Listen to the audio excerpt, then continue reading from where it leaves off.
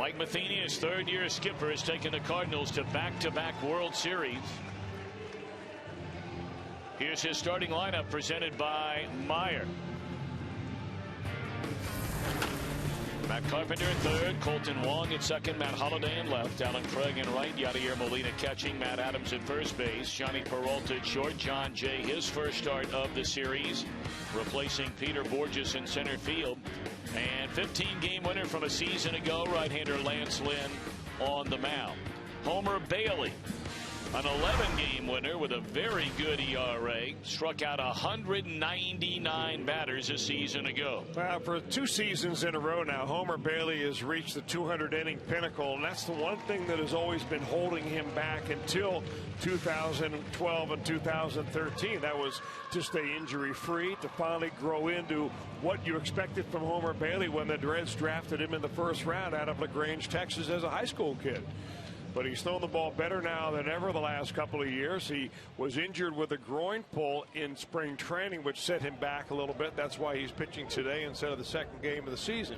But Bailey ought to be well rested and strong today. First pitch in there, Steve, Reich 1 to Matt Carpenter, in game 3 of this 2014 season is underway. And what an emotional day it has to be for Homer Bailey's battery mate here today. 23-year-old Tucker Barnhart, making his major league debut, grew up just outside of Indianapolis in Brownsburg, Indiana. Of course, there he caught Drew Storen, the Nationals reliever. And that one is just foul up the third base line. You know what I always liked about certain catchers is their ability to get real small behind home plate. Now, some big guys just can't do that, but Tucker Barnhart is not an especially large human being. He's very nimble as a catcher. He's very athletic, quick out of the catcher's box, tremendous throwing arm, and a good receiver. But look how small he gets there compared to the umpire, Lance Barksdale.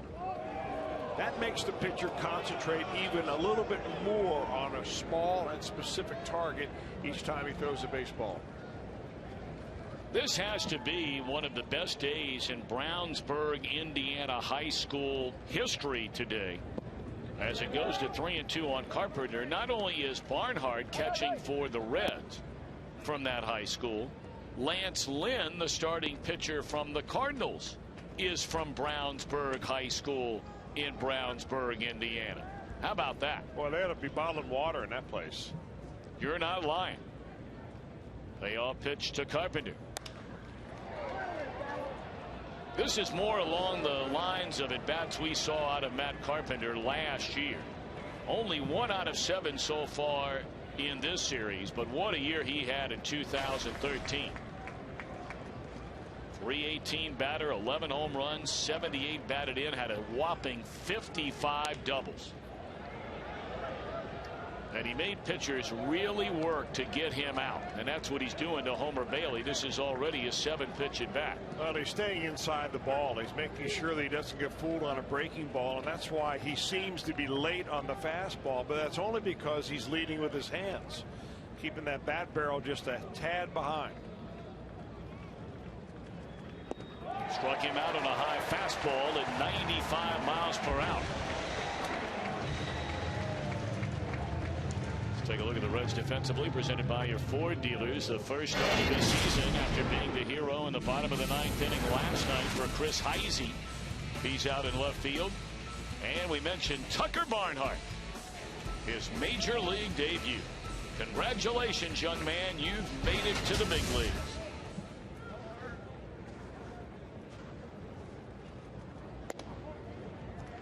Ball 1 to second baseman Colton Wong, 2 of 6 in the series, a walk and a strikeout. He had that double, you may remember, with 1 out in the 8th inning last night against Manny Parra. Broken bat roller. Wong can really run, so Cozart gets rid of it quickly. 2 out.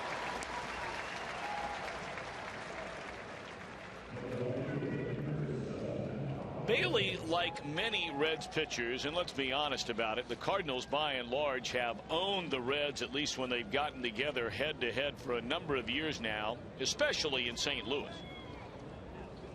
But the first 2 starts for Homer Bailey last year against St. Louis, 10 1/3 innings, 18 hits, and 11 earned runs. The last 2 starts, oh my, did he get it turned around. 7 1/3, 5 hits, no runs.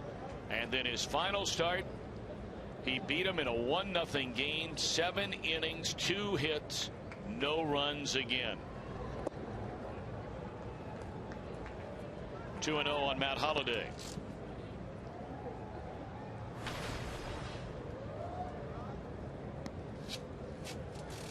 Holliday 0 for 8 so far in the series, has struck out half of his times to the plate. Cozart, and a 1-2-3 start. Pitching, pitching, pitching. Boy, has it been good on both sides in this series, and maybe here we go again. Ryan Price got his first major league win as a big league manager last night. His lineup today once more has Billy Hamilton, Brandon Phillips, Joey Votto to start it. Jay Bruce, Todd Frazier. We mentioned Heisey getting his first start of the year out in left field, batting 6th. Zach Cozart, Tucker Barnhart, his major league debut, will bat 8th. Homer Bailey on the mound. And if you weren't with us earlier, Barnhart from Brownsburg, Indiana. The same old's true for right-hander Lance Lynn.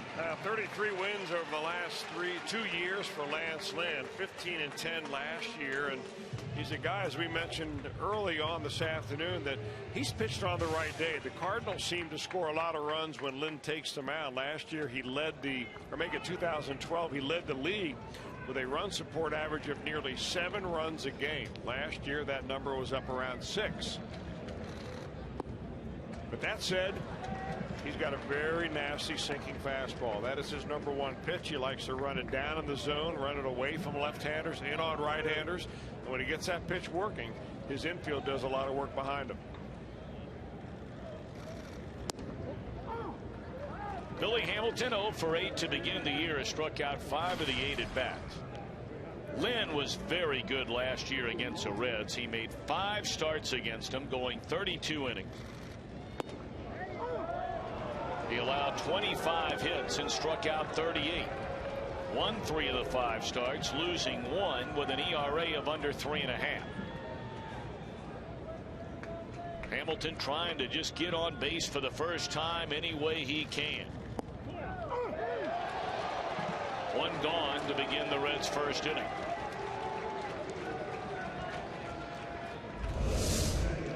Now, the 2 things Billy Hamilton really wants to stay away from are strikeouts and pop-ups. And right now, he's probably thinking, man, does it seem like it, or is it real that my strike zone seems a little bit bigger than maybe some of the other guys? Either that or the Cardinals pitchers are hitting them right on the corners.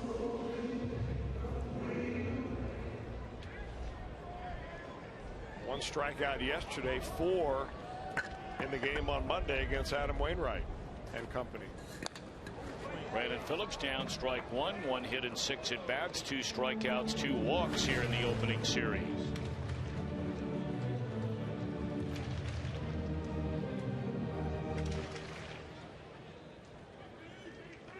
One other game involving National League Central Division teams today after playing very late into the night. They played later, in fact, than we did, despite the fact that they started on time. That would have been the Cubs and the Pirates. Pirates won that game last night in 16 innings. The Cubs win the series finale today by a count of 3-2. The Pirates' first loss in 3 games. Pirates and the Cardinals will be getting together starting tomorrow night in Pittsburgh. 1-2 on Brandon Phillips. So for these Cardinals, I mean, they are going right into the Lions' den the first 2 series of the year.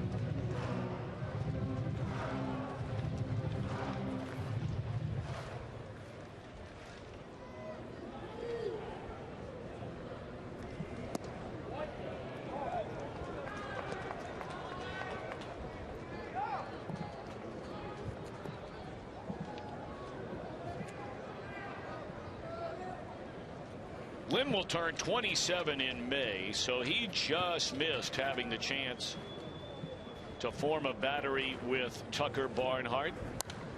Swung on and fouled out of play. They had a 5-year spread between the 2 of them as far as schooling was concerned.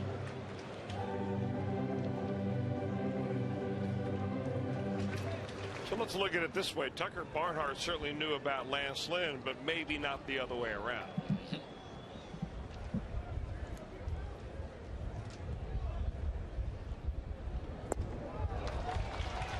Phillips gone swinging, and the first two Reds retired on strikeouts. Cardinals defensively. John Jay was their regular center fielder each of the last 2.5 years, really, since they traded away Colby Rasmus. Peter Borges started the first two games out there in this series, so Jay starts the finale. And Yadier Molina, despite catching very late into the ninth, is right back in there again today, although a later start time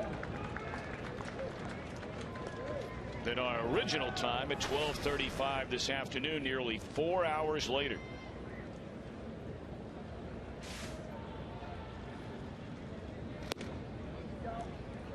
Joey Votto, 2 hits in a game last night, his first 2 of the year, 2 out of 7, had a double and a single. His first inning double was his 1,000th career hit.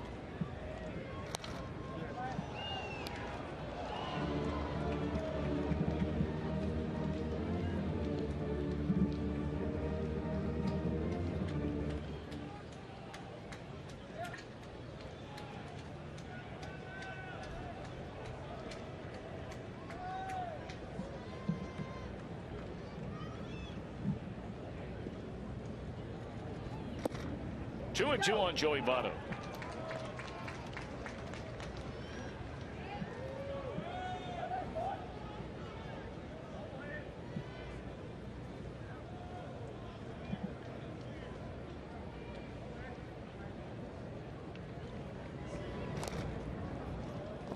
You know, Joey Votto said in spring training that you're going to see him hit the ball more in the gap this year, but the Cardinals aren't buying it. There's Matt Holliday over here in left field, pretty much hugging the line.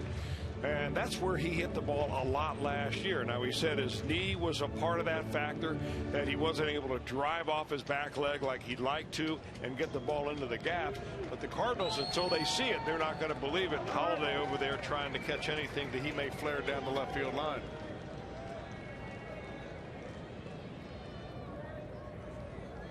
2-2 to Votto, and once more wasting the pitch and fouling it off to the screen. Jay Bruce hoping for a chance on deck, just underway for those of you tuning in. 3 hours and 45 minutes. Our rain delay today here at Great American Ballpark, so we're just getting warmed up.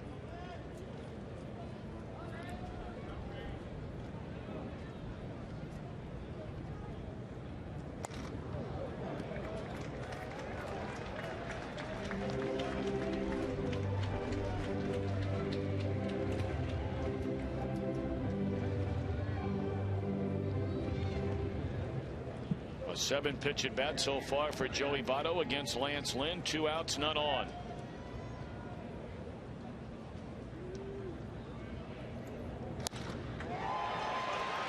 Down the left field line. They had it played that way, but Votto shoots it past Matt Holliday. And Votto for a second straight game, an opposite field double in the opening inning. Good at bat by Joey Votto. Well, he kept himself alive. He saw the first 7 pitches. The last few were strikes, and that's a good sinking fastball. And Lance Lynn dials up there knee high on the outer part of the plate. Votto does what he does best, which is put it in play, use the entire field. And he keeps the Reds alive here in the first inning with a double. He's hard to defend when you use the entire field like that. So now Jay Bruce, a batter, 0 for 7. Base hit right now could plate the game's first run with 2 away here in the bottom of the first inning.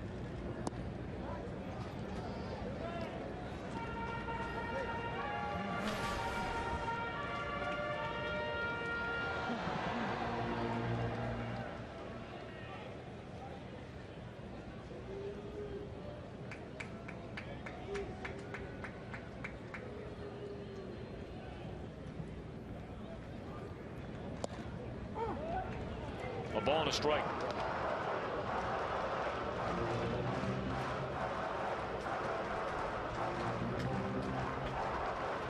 Jay Bruce, the Reds team leader in both home runs, 30 runs batted in, 109 in 2013.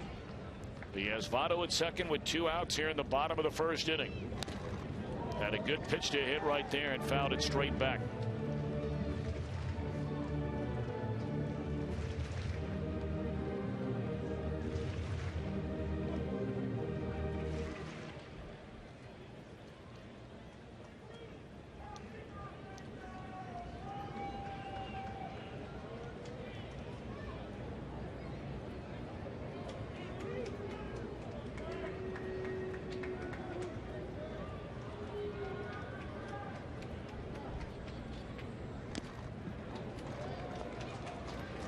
just challenging with that fastball after 1-1.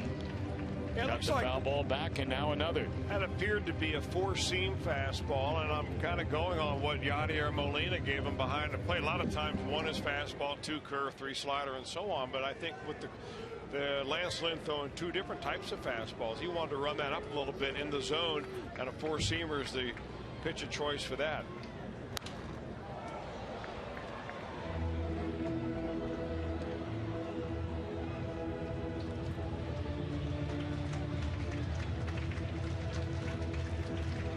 Numbers for Jay Bruce in his career against his Cardinal right-hander, and there aren't a lot of those Reds in the lineup who have had a great deal of success against Lynn.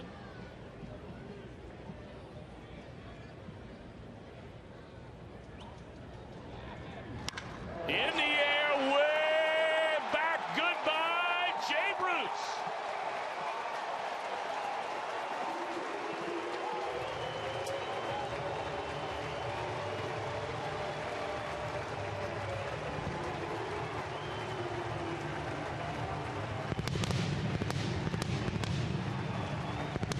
The first home run in this 2014 series for the Reds.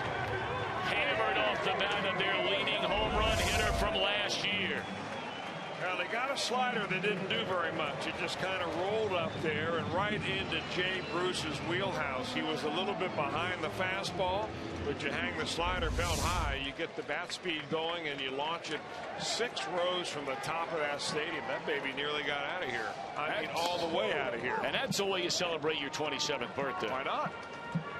Happy birthday to Jay Bruce. He's the first Red to hit a home run on his birthday since Joey did it in September the 10th of 2011.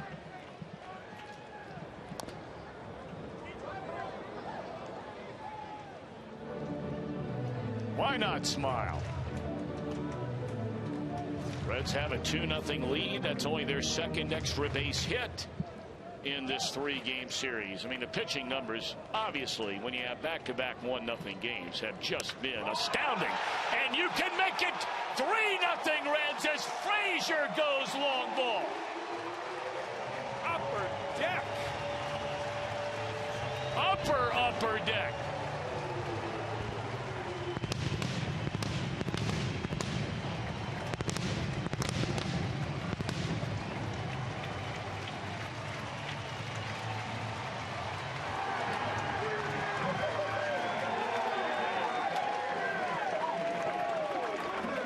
Jay Bruce hit a slider, and this is the fastball, 93-mile-an-hour sinker that comes in about thigh high. Man, they usually go a long way, and this one does. Above the portal and the upper deck, you're right, that is an upper shot. You saw that fella up there in the blue jacket sitting about, 7 rows above the Kroger signs out there in left field, which basically, as you mentioned, is a portal separating the lower half of the upper deck and the upper half of the upper deck. And he had to turn around and look north because it was way beyond where he was sitting. That one looped into right, and it will fall in, a base hit for the hero last night. So after striking out the first 2 batters of the game, double, homer, single, and that will draw a visit to the mound from the Cardinal pitching coach, Derek Lilliquist. Homer Bailey has to like what he is seeing. He's not one of those pitchers who has had the luxury that Lance Lynn has had over the last couple of years, that is having his team score consistently a lot of runs when he takes the mound. Homer's had a very slim margin with which to work for the most part. But today they give him a 3 spot early on, and this inning is not over yet.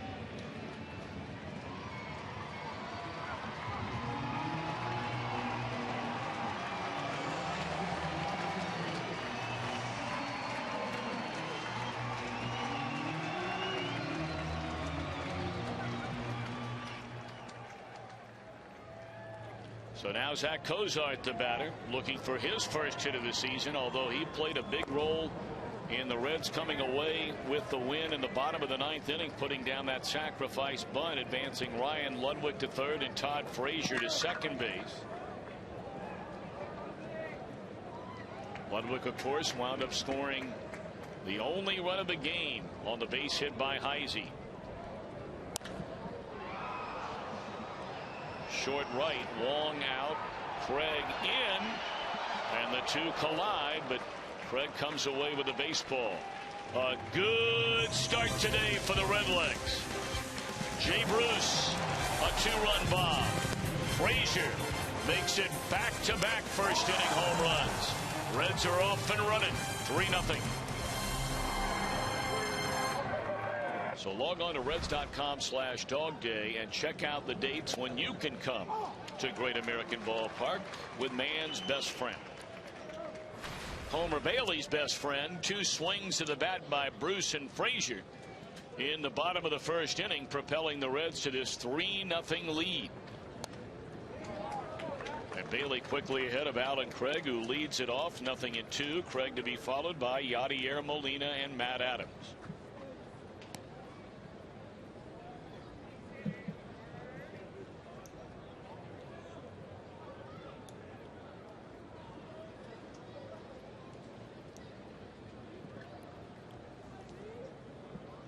The Cardinals in this series, now 19 innings of baseball, have 8 hits in 65 at bats.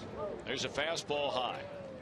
They have 2 doubles, a home run. The home run was their only run in 2 games by Yadier Molina, the game winner on opening day. They have struck out 22 times against 5 walks. Still 1-2 on Alan Craig. You're talking about 2 teams. Gives you an idea of how good, how great the pitching has been on both sides. Cardinals were the highest scoring team in the National League last year. The Reds, the 3rd highest scoring team in the National League.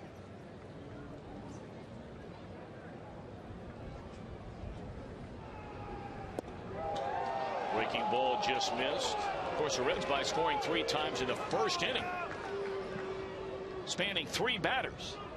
More runs than the 2 teams combined in this entire series.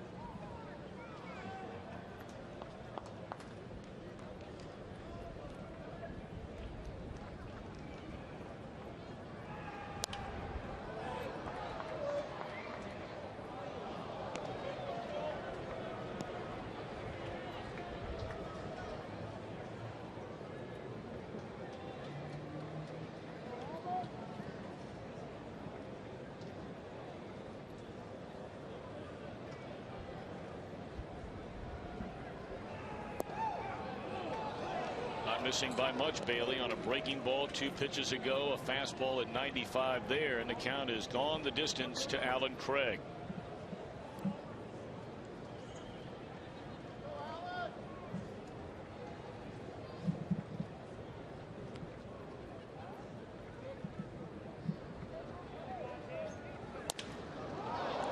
Shattered bat goes flying past the mound, and that's all for Craig.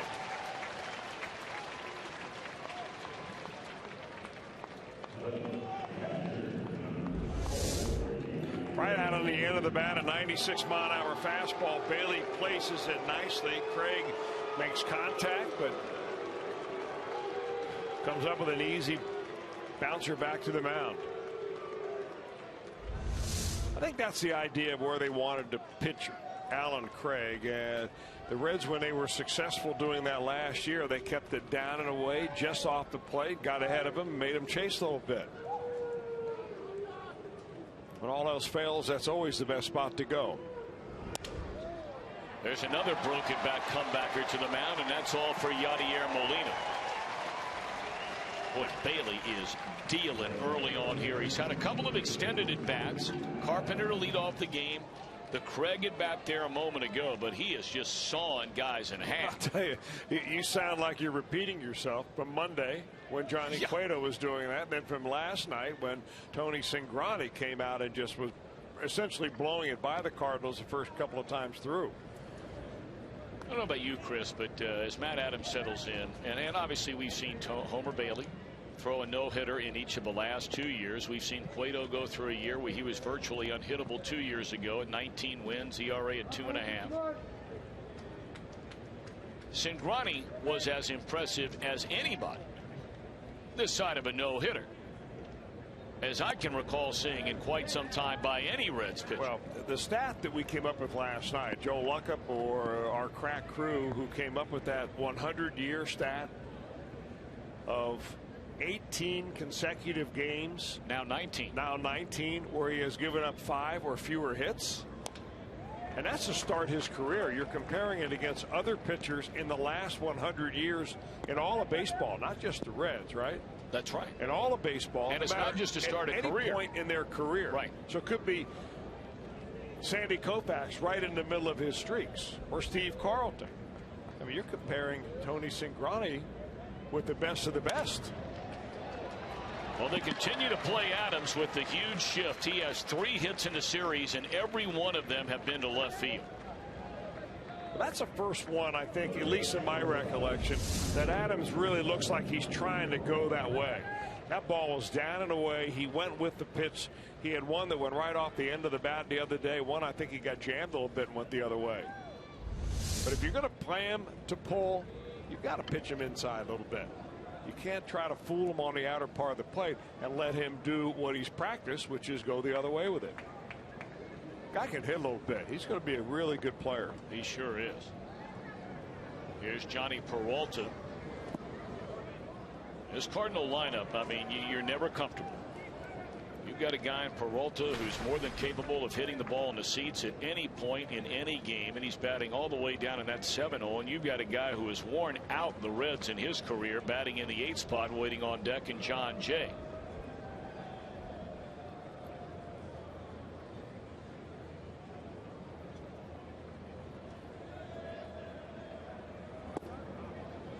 Two 2-0 on Johnny Peralta. Peralta 0 for 7 so far in the series. A walk and a couple of strikeouts.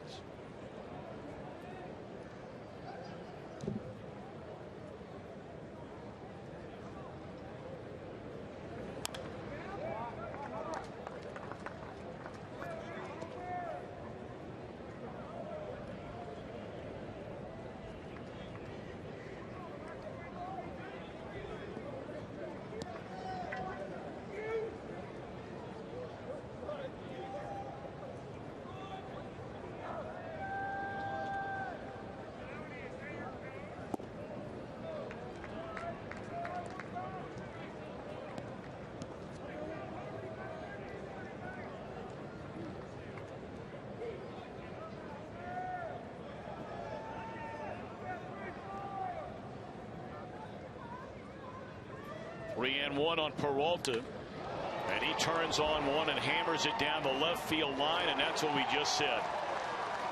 Capable of leaving the yard anytime, and just like that, 3-0 becomes 3-2.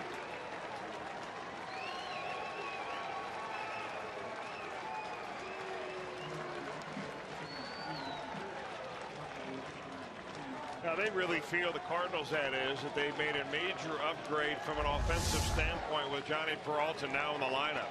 Has a big swing, puts a fair amount of body into this one, and gets it in what I would consider his wheelhouse. The way he turned on that, brought his hands inside. I would say he likes the ball in, and about middle up is always a dangerous spot. That ball got out of here in a hurry.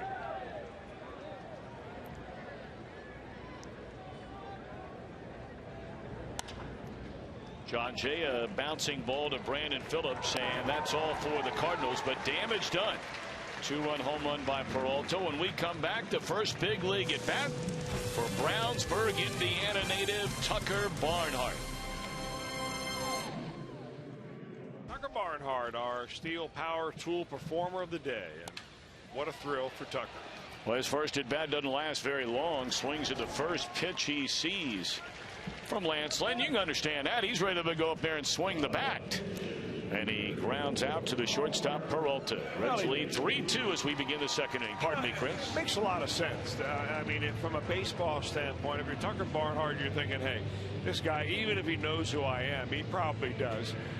I'm a rookie. He's going to come right after me with a nice two-seam fastball, which is his #1 pitch. If I want to hit a fastball, I'm going to get as good a shot at hitting one on the first pitch as any other count. Why not do it?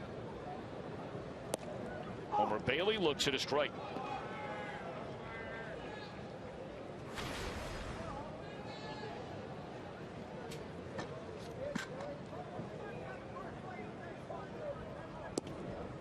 Bailey had 9 hits and 58 at bats last year. Had 1 double, 1 run batted in. Had a very good year bunting the baseball. Had 11 sacrifices. Takes a fastball off the outside corner. Boy, it just does not look like early on that Lance Barksdale has got that big outside part of the zone for either pitcher right now.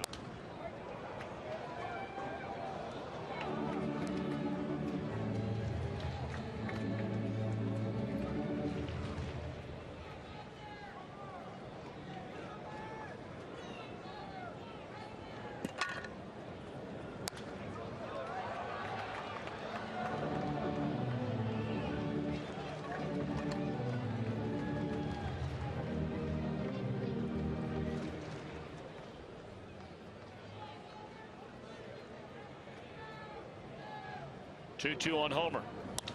And that one lined into center field. A 1-out single for Homer Bailey. Nice swing there. A real nice swing on a slider. And I'm having a hard time understanding why Yadier Molina is calling some of the sequence pitches that he is. Now, I know that Lance Lynn has hung some sliders. I mean, his slider essentially has got no bite on it at all right now.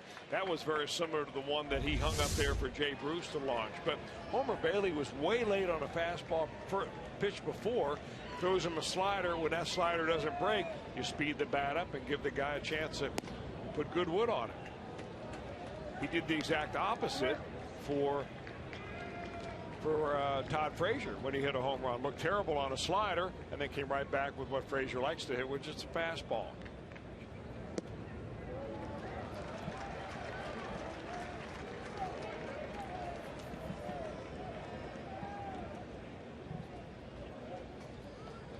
All right, Billy Hamilton for the second time. He felt strike 3 that was called in his first at bat was too low.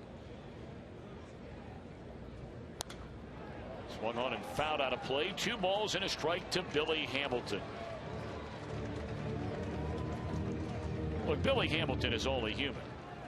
I mean, you can say, hey, it's a long season and all of those things, but you know, Chris, just like all of us, you just want to get that one hit or that one time getting on base. That one gets away, and Bailey will advance on to second base.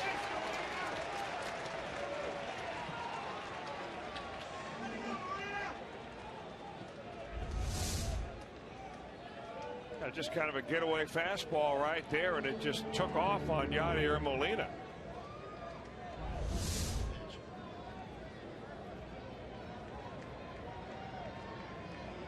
It's the first time Billy Hamilton has been in a good hitter's count in any trip to the plate so far this year. He's basically been behind 0-1, 0-2 in every at bat. And he had a good swing and a pitch to hit right there, 3-1, and fouled it back.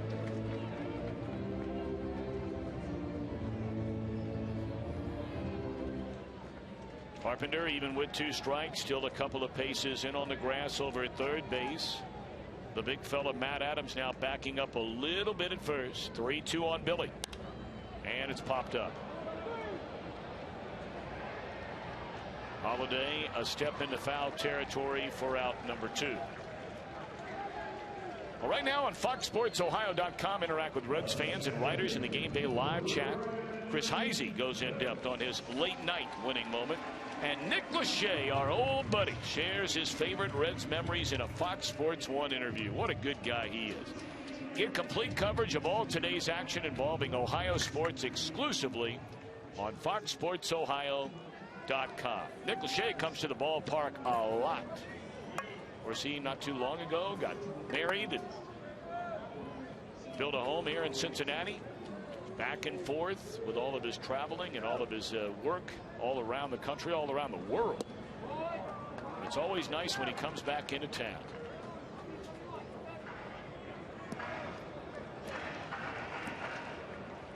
He's done so much great work for that School for the Creative and Performing Arts, which just continues to thrive. What a spectacular facility that is in downtown Cincinnati. 2-0 on Brandon Phillips.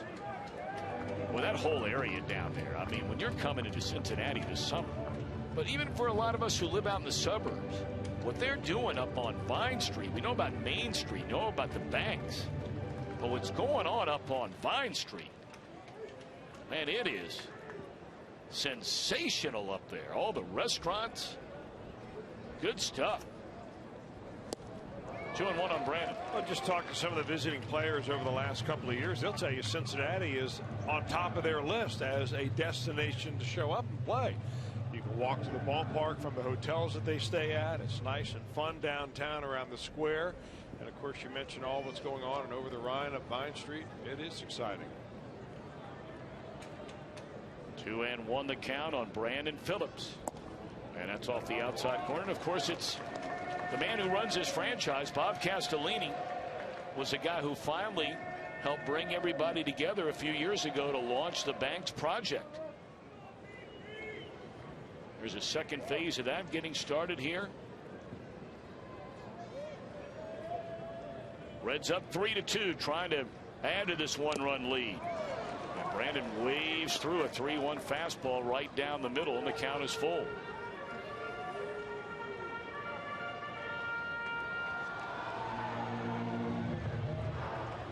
Brandon 1 of 7 to begin the year. Struck out his first time up.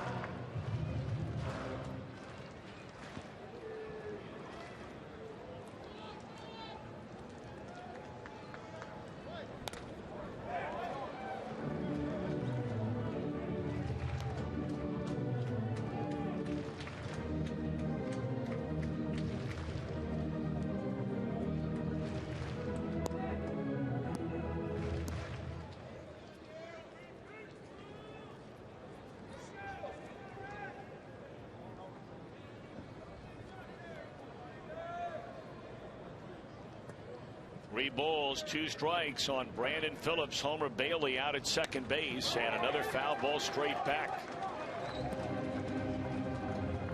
50 pitches so far for Lance Lynn, and we're in the bottom of the second inning. Reds have 5 hits and 3 runs.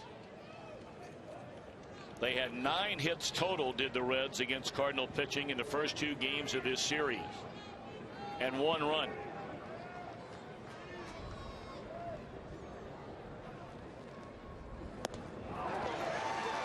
One hit, 1 left. We played 2 in game number 3.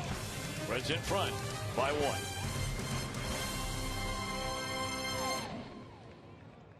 Jim Day with you, and it's a big day for Brownsburg, Indiana, the major league debut of Tucker Barnhart and some proud family members up here. I am sitting next to Tucker Barnhart's mom, Pam. We've got sister Paige beside her. We've got Dad Kevin here, and on down the line we got grandparents Jack and Pat, who made the trip, about a 2-hour drive from Brownsburg, Indiana. And Mom, you've seen him catch a few innings, seen him at bat. You've got to be a proud mom right now. Today's a great day. Yeah, I'm real proud of him today. How much has he talked to you? How anxious has he been for this moment? Oh, he's been real anxious. Been waiting for it since he was 4 years old, when he said he wanted to be a baseball player when he grew up. So today is like the cherry on the top of the sundae day. Yeah. No question about that. And how about Brownsburg, Indiana? A little buzz there today? Probably a little, especially since we got 2 boys from the same high school in this game today. So it's pretty cool. On Monday, I know you were here as well for opening day. Did you get the chill bumps when they introduced his name? What was that moment like? I did. I was nervous that day, and I knew he wasn't playing. So today, you can imagine what today's like. But Monday was awesome. It was so cool. It was the first opening day I'd ever been to here in Cincinnati, so it was pretty cool to see. Growing up, did he ever say that, hey, I'm going to be a major leaguer someday? Was that just a pipe dream, or did he really dream about it? Yeah, that's when he was little, and you'd always ask kids, what do you want to be when you grow up? He'd always say, I want to be a baseball player. So I think he was bound and determined that one way or another he was going to try to get there. Well, how about his first major league hit later in this game? How about that? We'll put it in order for that, okay? Please do. That would be awesome. That would make me so happy today. Very happy. Well, no matter what happens today, we got some proud family members down here, Tom and Chris, and it's always my favorite part of any major league game when parents and family members are watching someone make their major league debut. Nothing like it. Lance Lynn gone on strikes, and Jimmy, that's why we're so happy you're going to be with us this entire year, is to bring us moments and interviews just like that. There are so many of you that are out there right now, and believe me, I'm speaking from experience just like all of you. Parent of younger kids, you do everything you can to get them here, to get them there, but you think about the moms and everything they're doing to get them here, get them there. Sitting through soccer games. How many baseball games has she sat through watching her son play? And when she said, you can imagine, Chris, I can't imagine. You've got a high school son who's a very, very good pitcher, and who knows, maybe one day he would be here. But we saw it front and center with Tom Hamilton just watching his son in a spring training game, and was brought to tears when we were in Arizona this year.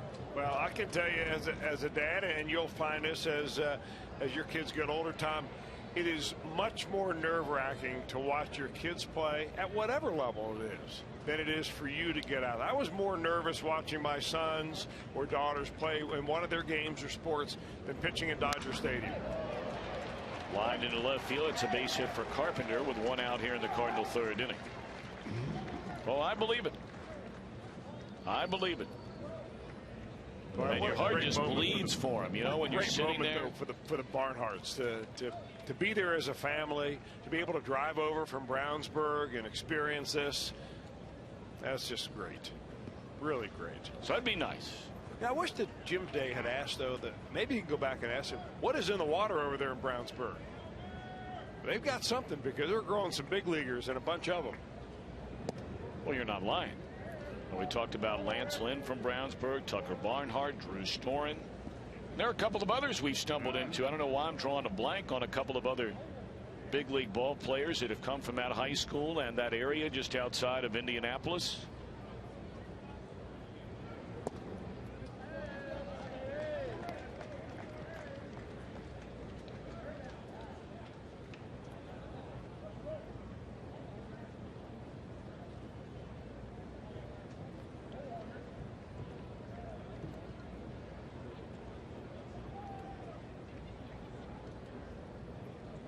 Bailey has fallen behind Colton Wong at 2-0. And there's a strike. 2-1 with one on, one out. We're in the top of the third inning after a 3-hour and 45-minute rain delay before we got started. Reds got back-to-back home runs with 2 outs in the first inning from Jay Bruce and Todd Frazier. And with a man on and 2 outs in the Cardinals second, it was Johnny Peralta with a laser down the left field line for a 2-run home run.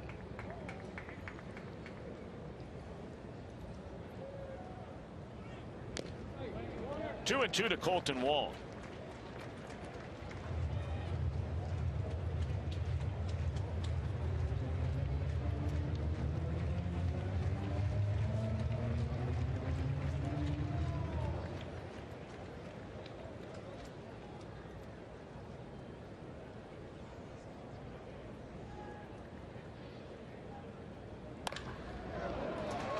Base hit into center field, and here come the Cardinals once more.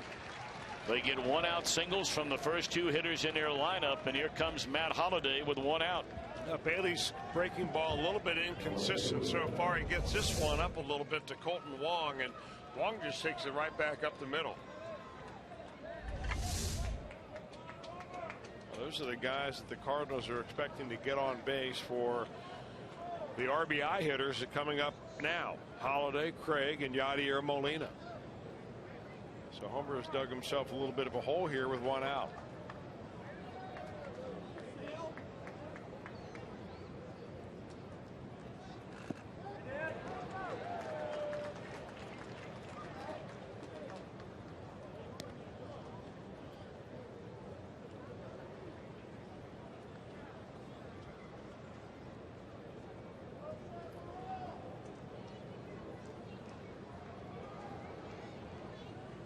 Carpenter the tying run at second base. Wong the go-ahead run at first. 1 out here in the St. Louis third inning. Holliday bounced out to Cozart his first time up, and now behind 0-2. That's a 95-mile-per-hour fastball on the inside part of the plate from Homer Bailey.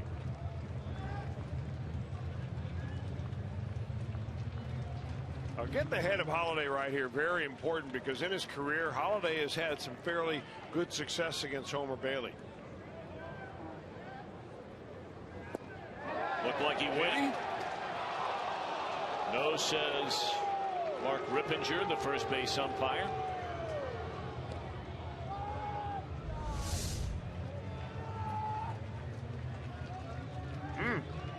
That'll be the next replay rule.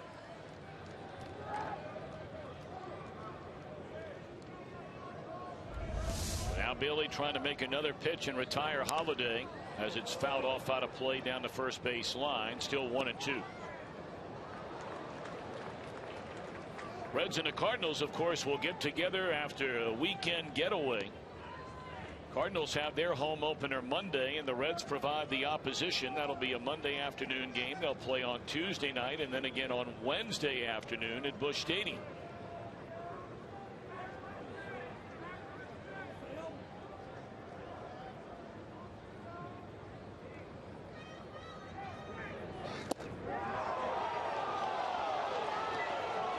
Homer put that fastball just about exactly where he wanted it. But now Holliday has run the count even, and it begins to sway back a little bit towards his advantage. Here's the heater right off the inside corner.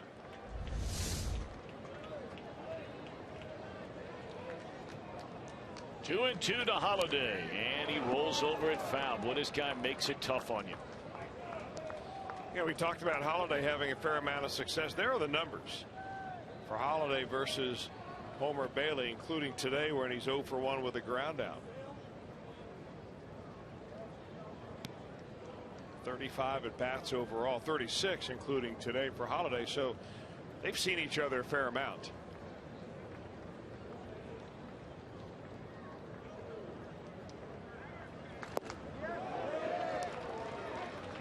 So after getting ahead at 0-2, Holliday has worked the count full. Now last night with first and second, you may remember, Mike Matheny started the runners. Would he think about doing it here with the middle of his lineup coming up? Holliday among the league's very best hitters over the last 10 years. They're not going. He did not go, and Bailey walks him after getting ahead 0-2, and the Cardinals have him loaded.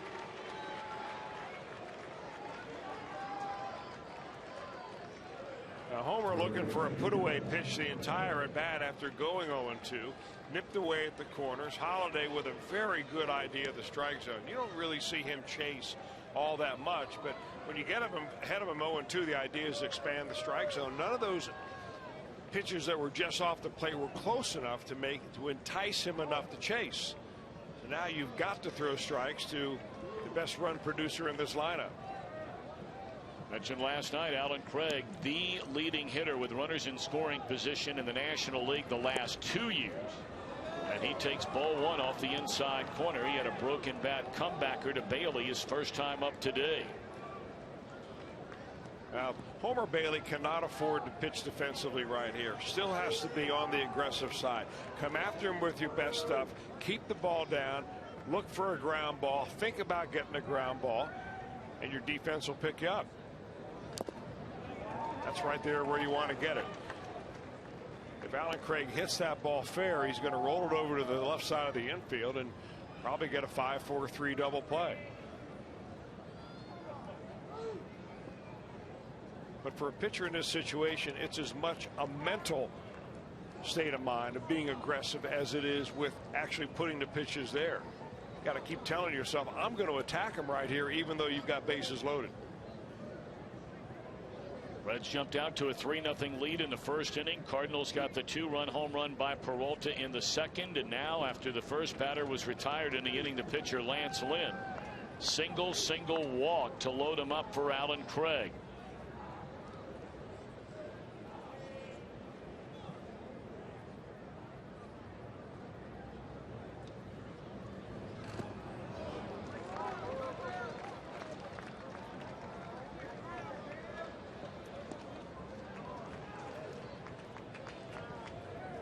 Well, all the mess started on a one-out single in the left by Carpenter. He went to second on a single into center field by Colton Wong, and those two advance after the walk to Matt Holliday.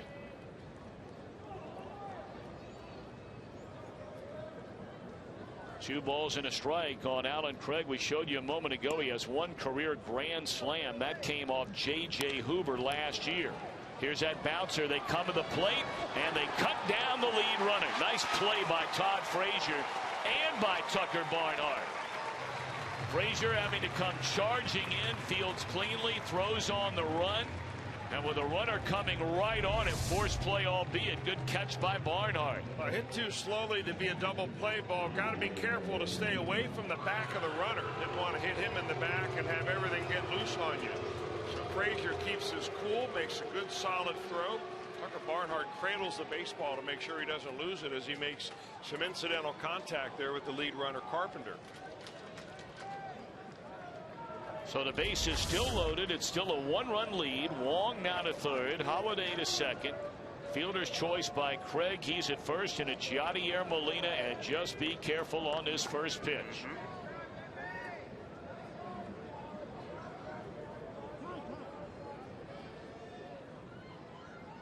There are a lot of guys around baseball. We see some of the averages and how high they are when you put them in play on the first pitch of an at-bat.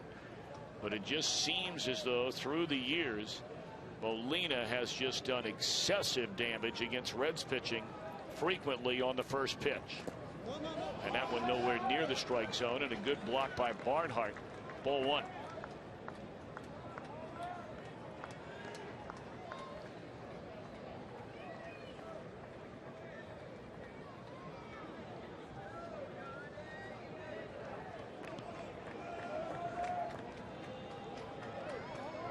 It has certainly been a struggle here over the last two innings for Homer Bailey, but trying to protect this one-run lead with the bases loaded and two out facing Yadier Molina.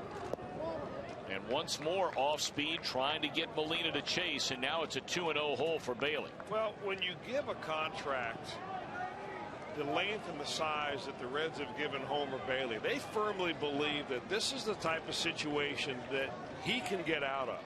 Because pitchers are always going to run into this. The mediocre and bad pitchers that aren't around very long, they let an inning like this get out of hand. Those pitchers that do get a long career and a fruitful career in the major leagues, they're able to wiggle out of these jams now and then when things begin to go bad. And with Homer Bailey, we've seen him as a young pitcher have these innings go straight south. And watching him grow up before our very eyes, more times than not, was able to wiggle off the hook the last couple of years. It's really about damage control. Well, he comes fastball on 2-0, and Molina was ready to swing that back. I mean, there are games when a pitcher takes the mound and he's just going to feel like he's got the kind of stuff that just fire it up there and he's never going to get hurt. There are other games when you're just a little bit short on stuff, and those are the games that the best pitchers in the league end up figuring a way to get it done. 2-1 to Molina, and now 2-2. Oh, I like that. Stop messing around with him and come right back with the stuff that got you here. Now Homer Bailey going to rub up that baseball. This will be his 30th pitch in the inning. It's a key pitch. A 2-2 count. You miss right here. You go 3-2. Runners are off with the next pitch. This is the decision pitch here on a 2-2 count.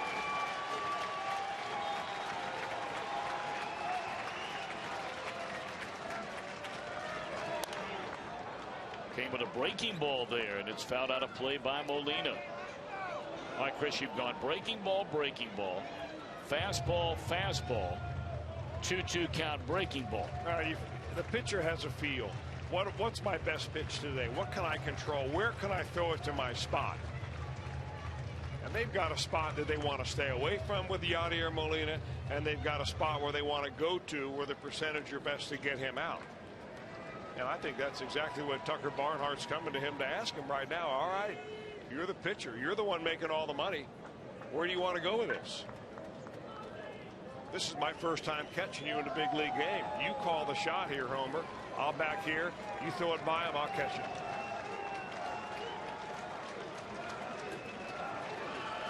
One pitch to make, one final out to get here in the Cardinal third. They have them loaded. Roller to Cozart, and Homer Bailey does indeed take care of business. Cardinals had them loaded with Craig and Molina coming up. They failed to score.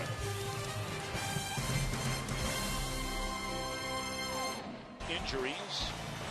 Well, 1-800-ELK Ohio. Cards versus Reds since 1955. Boy, you want dead even. Look at this. Each team with 434 wins, each with 434 losses. 4.5, 4.3. Home runs. Reds a bigger edge in that category. That's remarkable. Split right down the middle since 1955. Of course, for many, many, many years, the Reds and the Cardinals did not play in the same division. That's back in the days when the Cardinals played inside the National League East, despite the fact that they were west on the map of Cincinnati, and the Reds were playing in the National League's Western Division. That's when they originally had two divisions. For you younger baseball fans out there, when divisional play began, I believe it was 1969 was the first year. And they had a National League East and a National League West.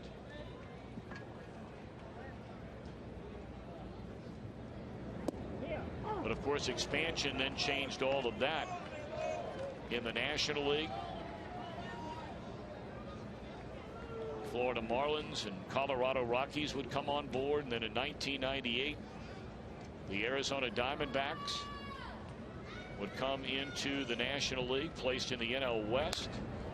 Tampa Bay coming into the American League.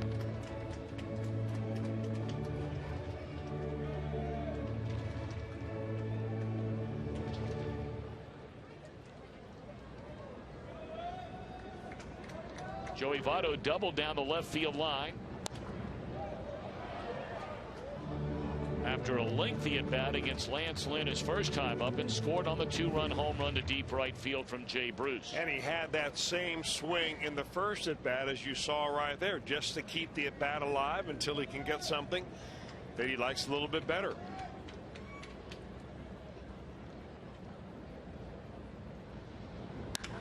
And then a missile, this time up the middle into center field. Votto, 2 hits in as many at bats today. I can tell you that is very frustrating for a pitcher to make a pitcher's pitch like Lynn did on the previous pitch and not get him out, have Votto spoil it, stay alive. You make a pretty good pitch right there, down but a little bit more of the plate, and Votto lines it through the box for a base hit.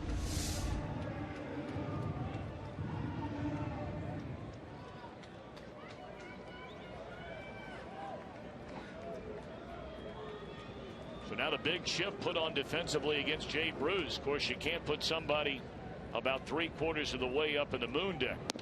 Ball one outside. That's where Bruce hit one his first time up. Way up there and right.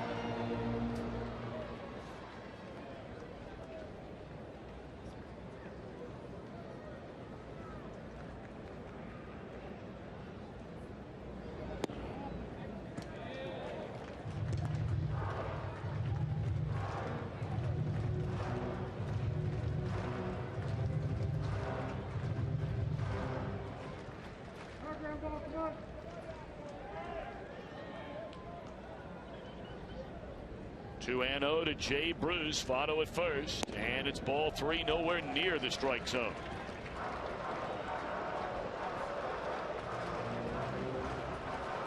Well, should Bruce find a way to reach base, there is a chance we see action in the Cardinal bullpen. Lynn is already up over 60 pitches. We're only 2 batters into this bottom of the 3rd inning. And there's ball 4. Votto and Bruce aboard to begin the inning. Well, let's take a look at the Mazda pitch by pitch, not of that walk by Jay Bruce, but the previous time that he came to the plate. Jay Bruce first. The fastballs, as you see, I think that Lance Lynn is throwing the ball pretty much by him. That ball is a slider right there, so after Todd Frazier takes a bad swing at a slider. What happens? He comes right back with a fastball, the preferred pitch to hit by Todd Frazier. And the Reds are right there to drop the barrel on it. So back-to-back home runs by Bruce and Frazier, and that's the difference in this ball game, 3-2. Starts Frazier this time with a fastball that misses badly away. Ball one.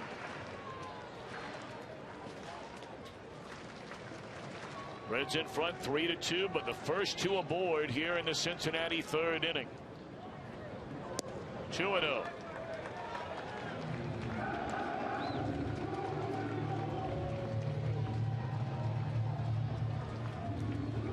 Wynn has missed on 6 straight pitches. He did not throw Jay Bruce a strike in his at bat.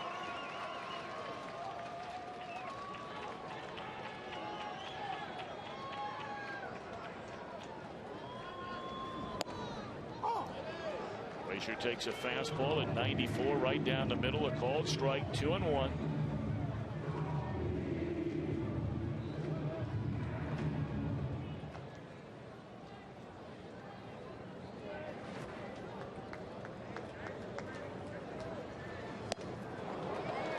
Wynn comes right back at 94, climbing the ladder a bit to even a count at 2-2.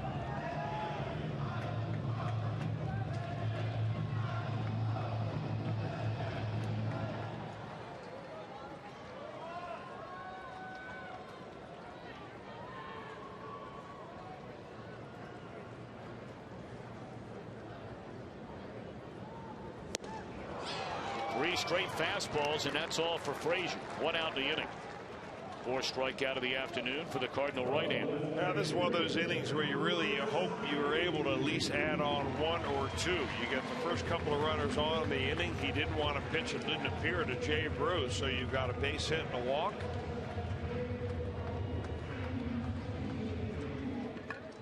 Lance Lynn kind of in the same situation Homer Bailey was in the last inning.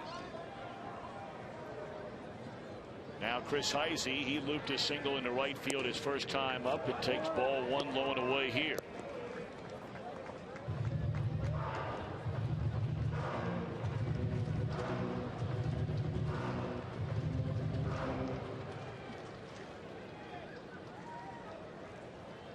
Heisey had an amazing spring. He had one of the most productive springs of any player in all of Major League Baseball. Of course, it was 12-15 this morning. Yeah, so he's had a good day. Here it is. Line drive after having a horrible swing at the first pitch that he saw. He measures that one, plates Ryan Ludwig, and the Reds with their first walk-off of the 2014 season. 2-0 to Heisey. Votto and Bruce aboard, and beat on a fastball on a 2-0 pitch, trying to blow that one into the seats. And caught by a fan. The 2 runners tagged up thinking they could advance. That was a fan, and that ball was in the stands, so no fan interference.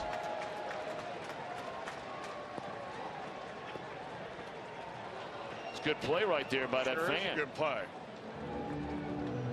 Not so sure about the post-catch gestures, but makes a little nice, drop some leather on him anyhow.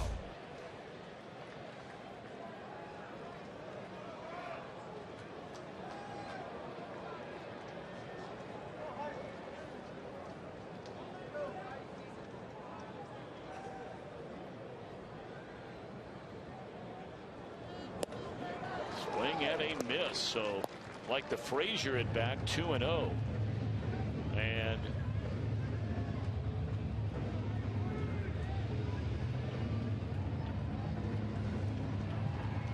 yeah, some of you might be wondering, you saw that gesture by the fan. It's certainly not excusing the fan by any stretch of the imagination. There is no room for that anywhere. It's off the end of the bat. A fly ball into left field, and the 2 collide, and everybody is safe. Can you believe that?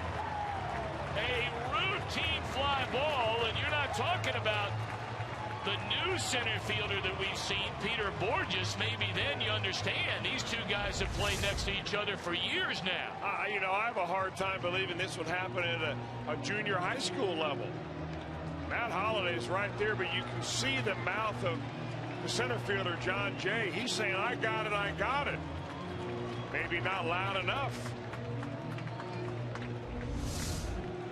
Well, the Reds with a huge break right there, and Derek Lilliquist out to try to calm down the pitcher Lance Lynn, who's been struggling enough anyway. He's thrown 72 pitches now. He's still in the third inning.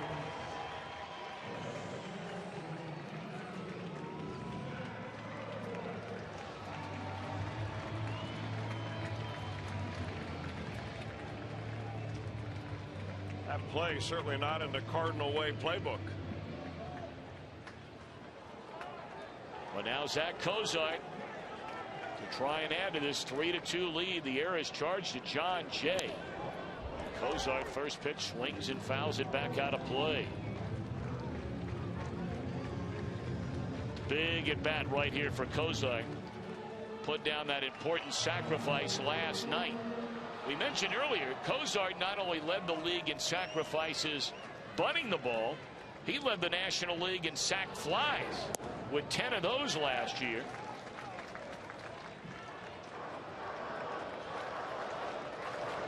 He's got Votto at third, Jay Bruce at second, and after the error, which by the way was charged to the center fielder John Jay, even though he never touched the ball deflected off of Matt Holliday's glove, but it was Jay who bumped into him, forcing that error. You know, that's about one of the rare times that you will see a player receive an error for a mental mistake. And that's really what it amounts to be. Now, it ends up being a physical error because a ball was dropped. He makes contact with the guy who's planted under the ball in the assessment of the scorer. But it's mainly a mental mistake. 1-2 strikes on Zach Cozart, and he has gone on strikes for the second out of the inning. That's a 3-pitch at bat there for Cozart. So here comes young Mr. Barnhart, making his major league debut. Brownsburg, Indiana against Brownsburg, Indiana right here, with the bases loaded and 2 away in the third inning.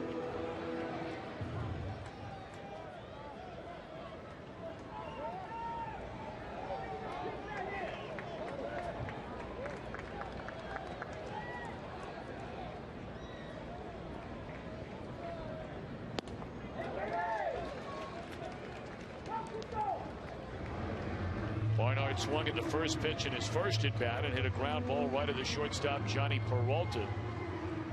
Peralta cheating a little bit towards the second base bag, and that's right where Barnhart hit it.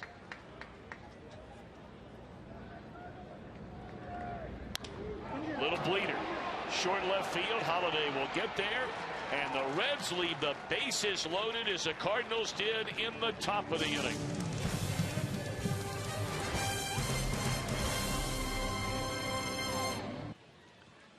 I'm just getting on Twitter this year, Tom. I can't say I'm an expert. I've only really been on it for about a month. My handle, if that's what they call it, is @ThinkPitch. Like think with your head and pitch with your arm.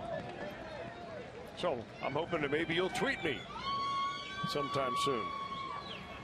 Well, I'm not on Twitter, so that would be impossible for me to do that. Matt Adams, a batter. 1-1 strike. But I know you have a lot of followers. You showed me a picture that you sent out of us getting ready for opening night last night, and all the tens and thousands that are following you already. Reds got to lose that shift. And I'm certainly not telling anything to anybody that they don't know already. Matt Adams has 4 hits in this series, and every one of them are into left field, mistake or not. That's just good hit. That is good hitting right there. I'm not sure if you put a guy over there in his normal position without the shift, that's going to be caught. I mean, both the balls that he's hit, several of them have been right down the line. You hit that all day long, and it's extra bases. So now the Cardinals have a tying run at second base to begin this top of the 4th inning against Homer Bailey. Johnny Peralta hit the 2-run home run to get the Cardinals on the board, with Adams aboard back in the 2nd inning. His first hit as a St. Louis Cardinal, the 2-run home run.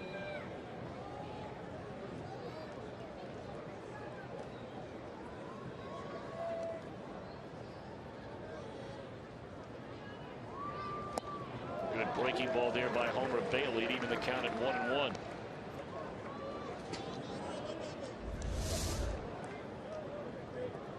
That's a splitter right there. You see the lack of spin on that ball, and it kind of comes out like a knuckleball almost. A little bit of a tumbling spin sometimes, but much different than you would see on a slider.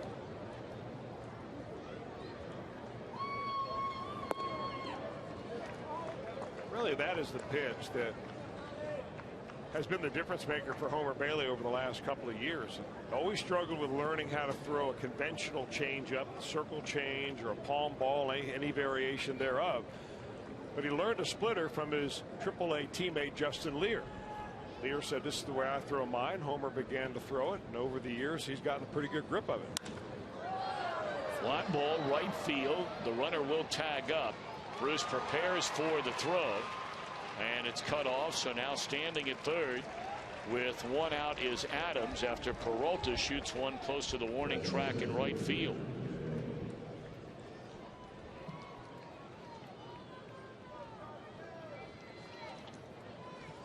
Jay bounced out to Brandon Phillips his first time up. Brian Price has instructed his infield with this one-run lead here in the top of the fourth to come on in, trying to cut down that tying run at third. And now Barnhart will come visit Homer Bailey on the mound.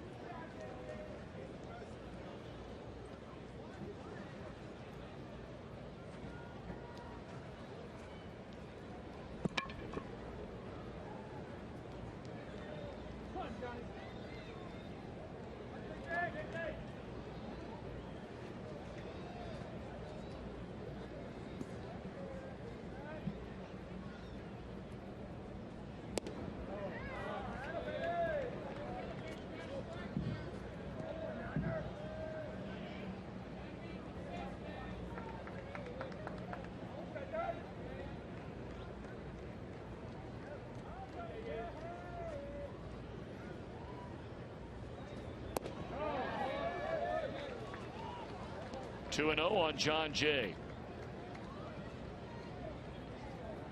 Pitcher Lynn stands in the on deck circle. Tying run at third with one out here in the Cardinal fourth inning. And this will tie the game and put Jay into scoring position. He just shoots it into left center field. Hamilton just now getting to it, and Jay will slam on the brakes as he has tied the game with a double into left center field. Pretty good swing by John Jay. He's always been a pretty good offensive player for the Cardinals. He lost his position as a starting center fielder this year. The Cardinals traded for Peter Borges. They thought Borges provides a little bit better defense, but Jay is always a very dangerous hitter. He's had more than 502 plate appearances each of the last 3 years. And now he finds himself a bench player. Trying to change that with that swing. Cardinals now with 3 runs and 6 base hits against Homer Bailey, and all the runs and all the hits have come over the last 3 innings. You may remember he had a 1-2-3 first inning. Gave up the 2-out single to Adams in the second inning. The 2-run home run. A batter later to Peralta had to escape a bases loaded jam in the third. And now here in the fourth gives up a leadoff double. Gets an out on a hard hit ball. Falls behind Jay 2-0, who knocks in a tying run, and now he's fallen behind the pitcher Lance Lynn 2-0. And a very high pitch count for Homer Bailey. It has not been easy today since the first.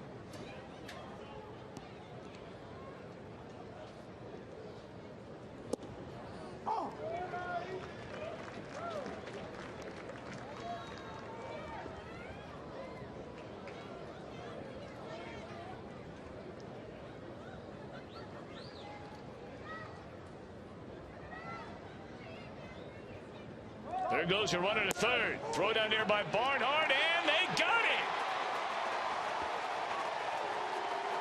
Mike Matheny may be asking John Jay. We won't know until after the game if he gave him the go sign.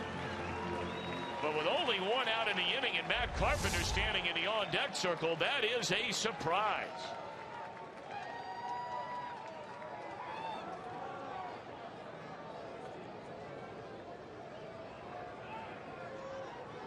Oh, Tucker Barnhart got rid of it and on the money. And that's all for Lynn. But the Cardinals tie the game. Making Mama proud with that throw is Tucker Barnhart. With you and the Barnhart family, very happy, obviously, after Tucker threw out that runner last inning. Chris Welsh, you ask, I deliver. You wanted me to ask, is there anything in the water, Brownsburg, Indiana? And I indeed asked them, and they said, you know what, we just love baseball. We soak it up. They play it at a young age. We've got some good youth leagues there. And, man, have they produced some players. Lance Lynn, Tucker Barnhart, obviously. Kent Bottenfield, I believe, is from there. Bill Sampin. And Drew Storen. And Drew Storen and Tucker Barnhart, by the way, workout partners in the offseason. So there you go, Chris Welsh. Well, thanks for asking. There's never an easy way, is there? You got to get out and play. And evidently they play and play a lot in Brownsburg. Of course, normally you think of Indiana, and obviously the first thing at least many think about is basketball in Indiana, much like the Commonwealth. Well, you're absolutely right about that. Of course, they have the regionals there quite often. The Indianapolis does. But you take a look at Tucker Barnhart, he's like, you're not thinking basketball when you're standing next to Tucker. So he picked the right way, obviously. Now, you look at Lance Lynn, you think maybe basketball. Yeah. 2-2 to Homer. Well, Lynn, when he was at Brownsburg High School as a senior, Drew Storen was a sophomore. And Lynn was not only the best pitcher on the team, he was 10-0 that year, but he was also the best hitter on the team. He hit 10 home runs, I think, that season or the season before. So. Wound up going on to play collegiately at the University of Mississippi, where he was a teammate with Zach Cozart. But now he makes his home out in Oregon. Well, that's a long way from home.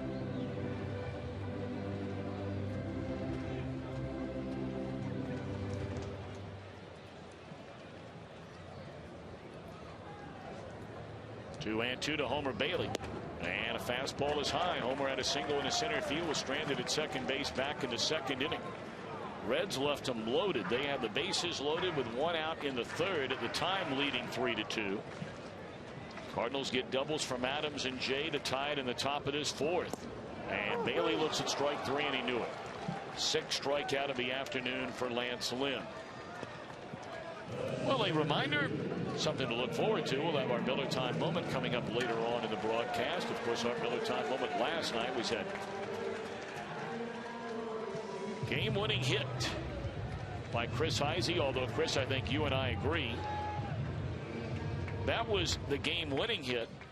Perhaps the game-saving play was the play made by Cozart on the little flare into shallow center field, the diving stab to end the inning.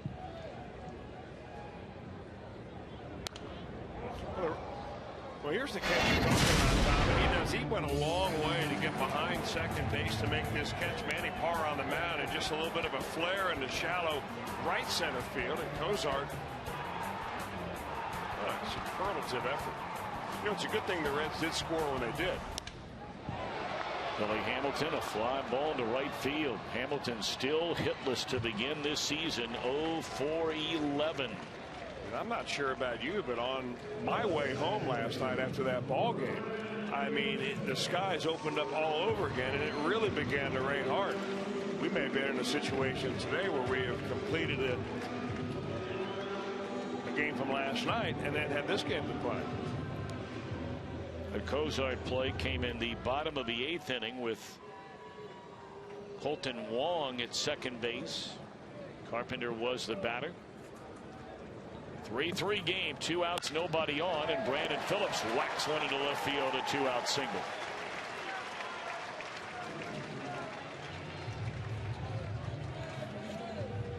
Reds going through their lineup now for the third time against Lance Lynn. The Cardinal lineup will do the same against Homer Bailey when they bat in the fifth.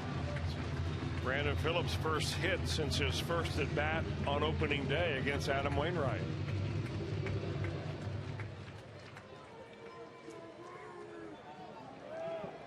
Good start today for Joey Votto. A double down the left field line. Scored on the 2-run home run by Jay Bruce in the first inning. Then Joey singled to center in the third and was stranded at third.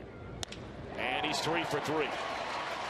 Brandon Phillips going to bluff as though he's off first to third. And here comes Bruce with 2 on. Reds have left at least 1 on in every inning. They left him juiced in the third. This has happened so quickly here with a couple out that Mike Matheny's not had a chance to get anybody loose down in the bullpen, even if they did want to have someone to come in to pitch to Jay Bruce. They've got 2 left-handers in their pen, Segrist and Choate, but neither will be ready to pitch to Bruce. So it'll have to be a matchup of one where Bruce has been a definitive winner so far today with a home run and a walk. Well, the right-hander Seth Maness just now getting up to begin throwing in the Cardinal bullpen, but all eyes right now on Jay Bruce, a chance to break this 3-3 tie. Bruce in the first inning.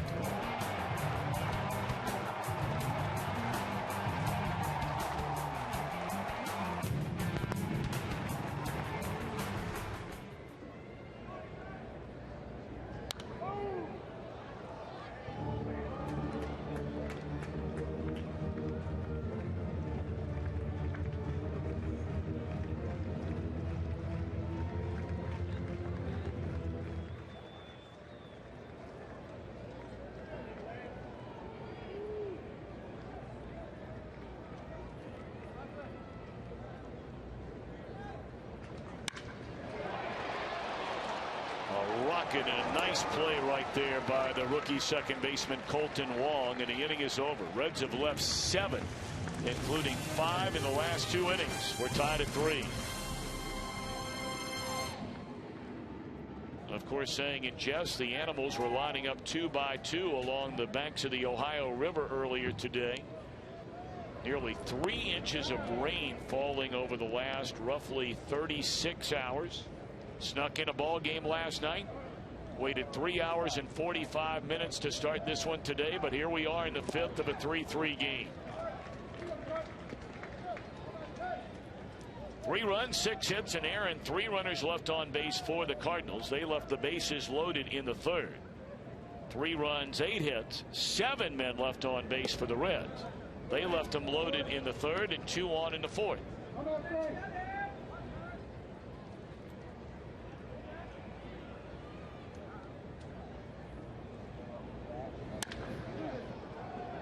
That is a big first out in this inning for Homer Bailey, a guy who's given him fits through the years, Matt Carpenter.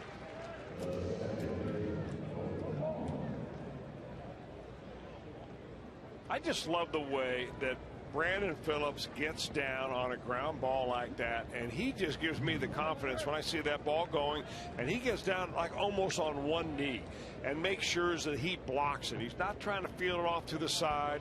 I mean, there's no hot dog in that particular play. He knows how important that is. I mean, it doesn't get any more fundamentally solid than that. I mean, there is no daylight for that ball to get through his legs, and he makes the play. Nice, easy play, yes. Simple, very routine, but he's taking no chances on it.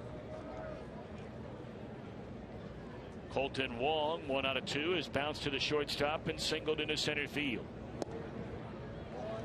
That pitch, Bailey looking a long look into Lance Barksdale as it is called off the outside corner. 2 balls and a strike. That's something you pointed out very early in the game today, Chris Welsh.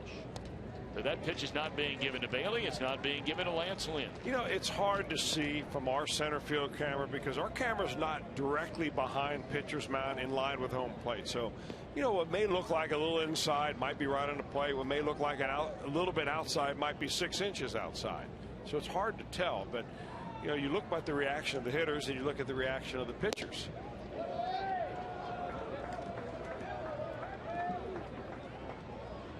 That was the 87th pitch of the game for Homer Bailey, and that was 96 miles per hour. It missed outside. So a full count now on Colton Wong with 1 out and nobody on here in the 5th.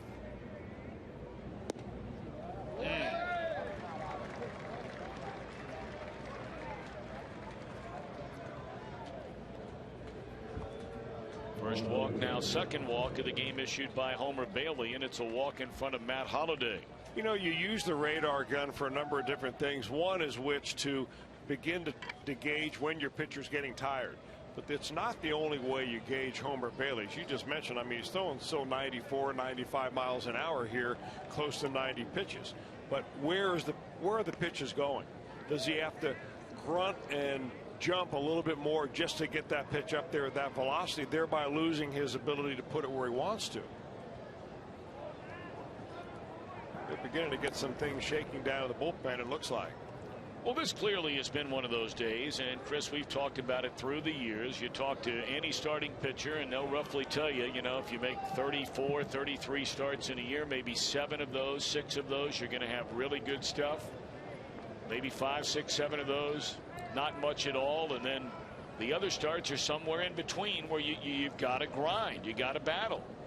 And as you brought up earlier, it's the guys who get out of the trouble that are the great ones. And right now, Bailey's in a world of trouble. Wong being waved around. Here comes a throw to the plate from Cozart, and the runner is safe at the plate on a double by Matt Holliday. And the Cardinals have their first lead of the game. They've come all the way back from 3-0 down to lead 4-3. We showed earlier about Matt Holliday and what he has done against Bailey over the years, over 340 batter. And he just rips it down the line. Nearly in time was that relay throw that came from outfield Heisey to Cozart. Can't do it much better defensively. He just outran the play.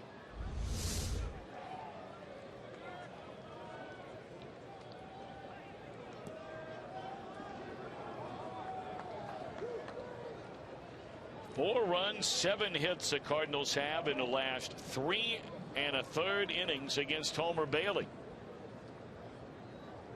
He retired the side in order in the first. And now he's got plenty of focus. It needs to be harnessed in on Alan Craig with a runner at second and only 1 out.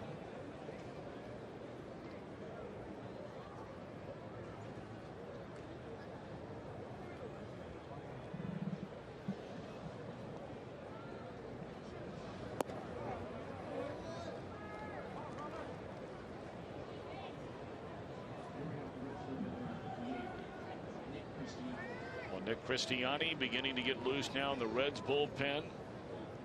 Bailey up over 90 pitches in the game and has really had to work over these last 3+ innings. And now 3-0.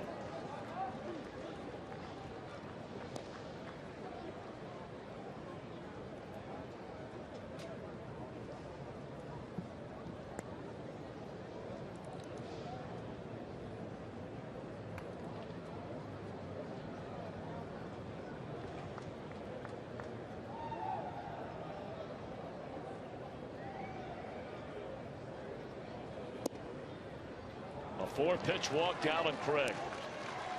And you wonder if that's all for Bailey. Brian Price making the right-hand turn, and up the steps he comes.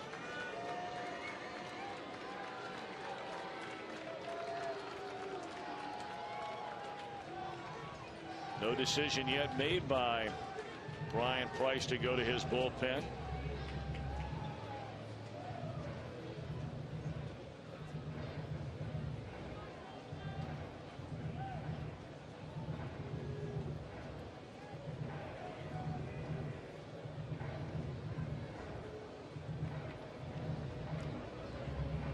Barksdale, the home plate umpire, going to walk out and break up this meeting, and that is the point in which Brian Price has made the decision. That's all for Bailey. So Homer Bailey in his first start of the year last 4 1/3 innings. Gives up 7 hits, 2 walks, only strikes out 3. And so far is charged with 4 runs, and the 2 runners on base belong to him. This is our Skyline call to the bullpen. We'll be back in a moment.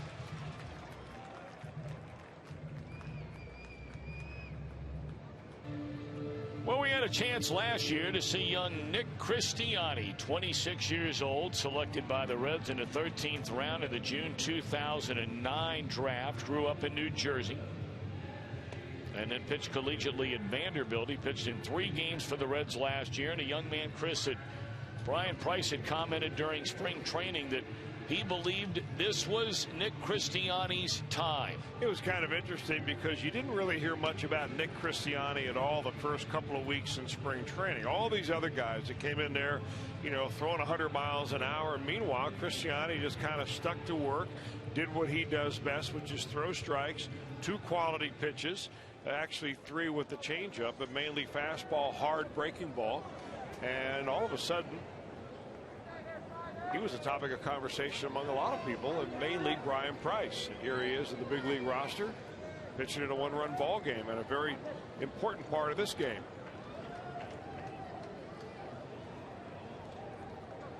So he walks in with runners at first and second base, 1 out in the inning. And the batter is Yadier Molina. A 1-run game here in the top of the 5th inning. Well, this crowd was so excited. Those that stayed around through the lengthy rain delay after the Reds got back-to-back home runs, producing 3 runs in the first inning. They have missed on major chances in each of the last 2 innings, especially with the bases loaded and 1 out in the 3rd. And it's a ball and a strike on Molina.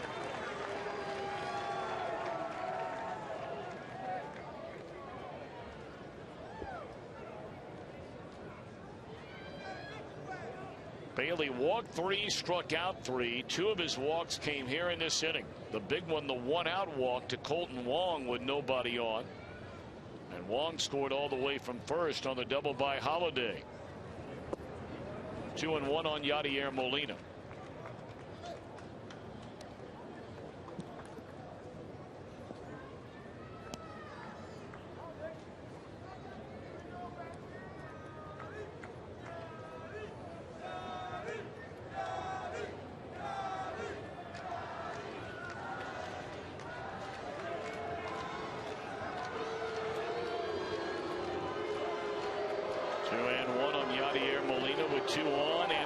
Go, and a liner that'll turn into an inning-ending double play. Whoa, the Reds got a break there. That ball hit right on the screws by Molina and right at Votto.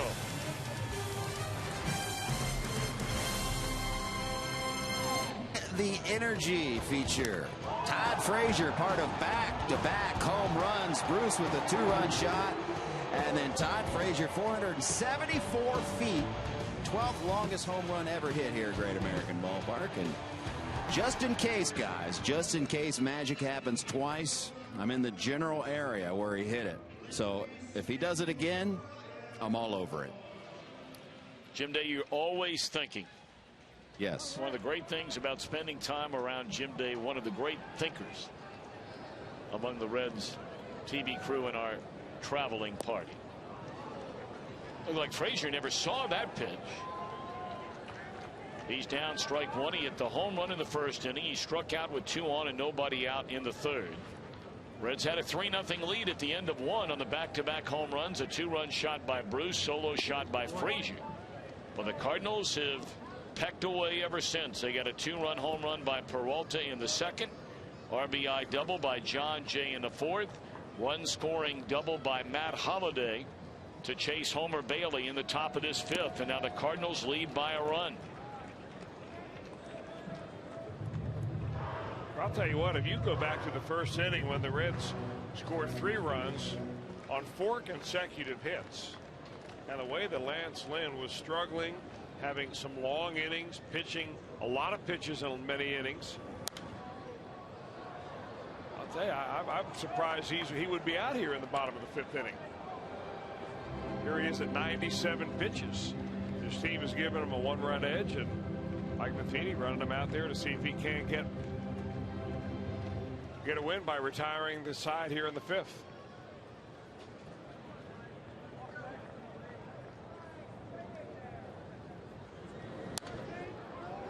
Well, Lynn is showing you there is such tremendous inexperience up and down this entire St. Louis Cardinals rotation, with the exception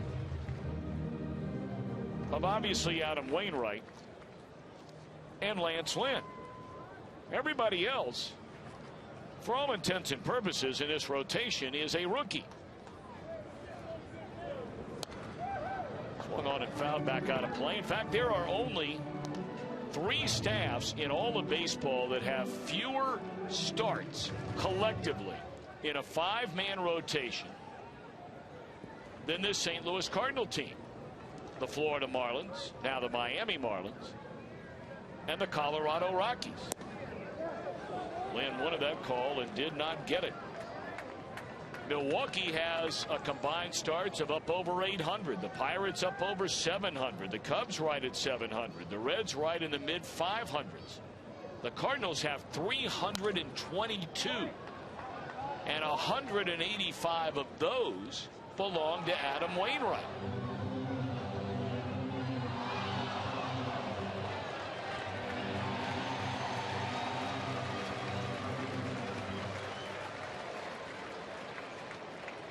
So they are counting heavily upon young starters and very young relievers.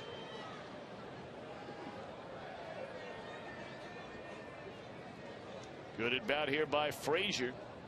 This will be the 9th pitch in this at bat coming up, leading off the bottom of the 5th inning. Can he cap it off by reaching base against Lance Lynn? There'll be a 10th pitch.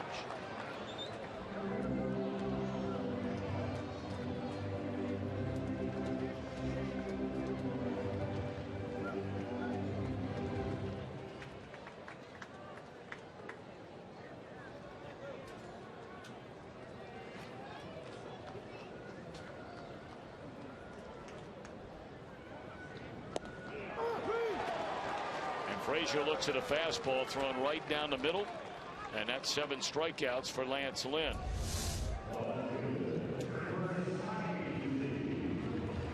They're trying to keep the ball away from Frazier. As you see right there, that ball elevated on the outer third, and maybe Frazier read that as a breaking ball and hiccuped and pitches by him.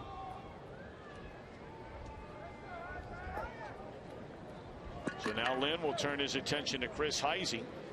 Chris, a single into right, reached on an error by the center fielder Jay back in the 3rd inning. That's when the Reds loaded the bases with only 1 out. And maybe the single biggest out for Lance Lynn in this game was the following batter. His team was already down 3-2 in that 3rd. One hopper, sounded like he broke his back. 2 out in the inning. But that's when Lynn struck out Zach Cozart on 3 pitches and got Barnhart on a fly ball to get out of the bases loaded 1-out jam.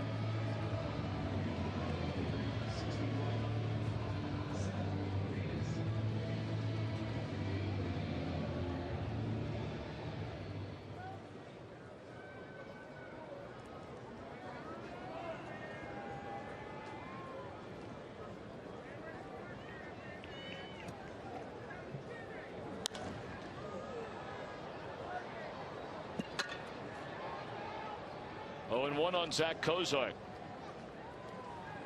You know, we talked about last night Tony Cingrani. Only Bartolo Colon threw a greater percentage of fastballs than did Tony Cingrani among all major league pitchers last year. Lance Lynn was number 4 on that list. And I mean, he has thrown nothing but fastballs virtually over these last 3 innings, one after another. And ball's in the air, and that'll do it. 1, 2, 3 in the 5th. Cardinals lead by a run.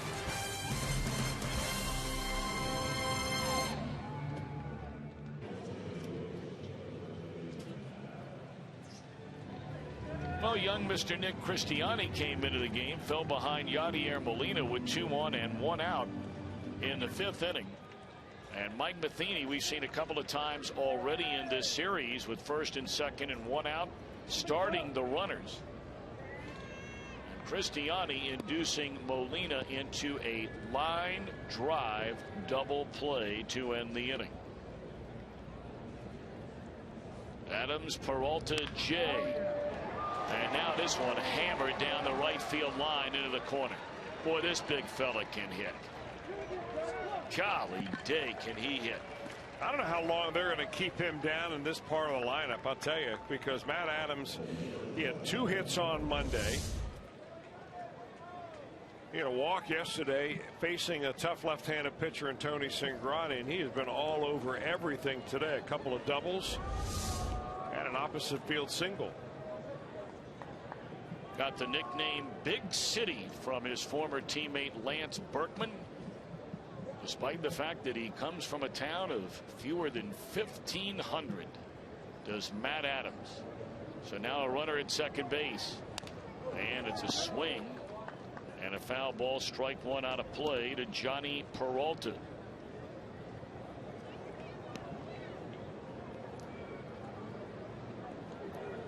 Adams grew up in Phillipsburg, Pennsylvania.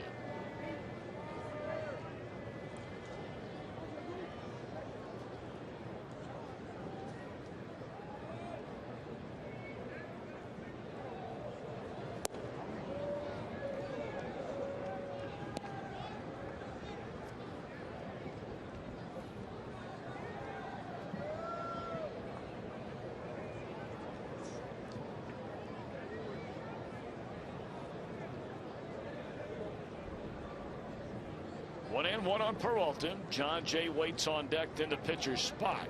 And you got to believe a day is over for Lance Lynn, as Cristiani misses up high, 2-1. Of course, the one area the Reds have been hit the hardest, without question, with 8 players beginning the year on the disabled list, is down in their bullpen.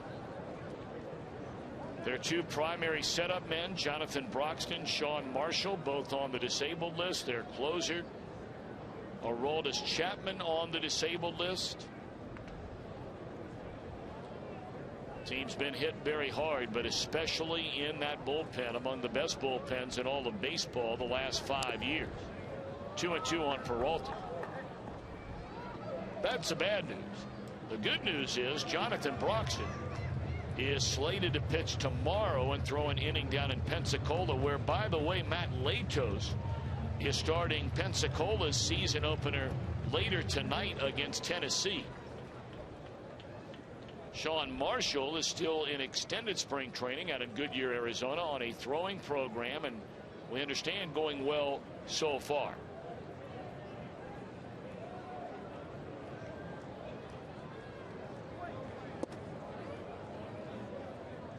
As for Aroldis Chapman, he is in a Reds uniform in the dugout today. Nice to see him back. He's looking better and better. He had the staples that closed the incision before the surgery that they had taken out of his head, I think, today, either today or yesterday.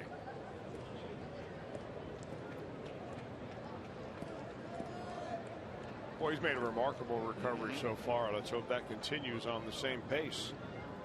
3-2 on Johnny Peralta, and it's in the air. Short right, long run for Votto. He's got it, and Adams stays put.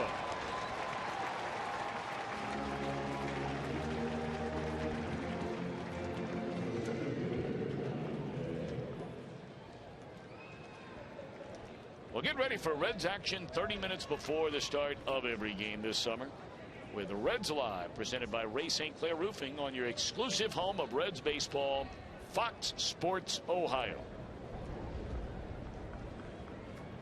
One-run game here between division rivals in this, the decisive game of this 3-game series.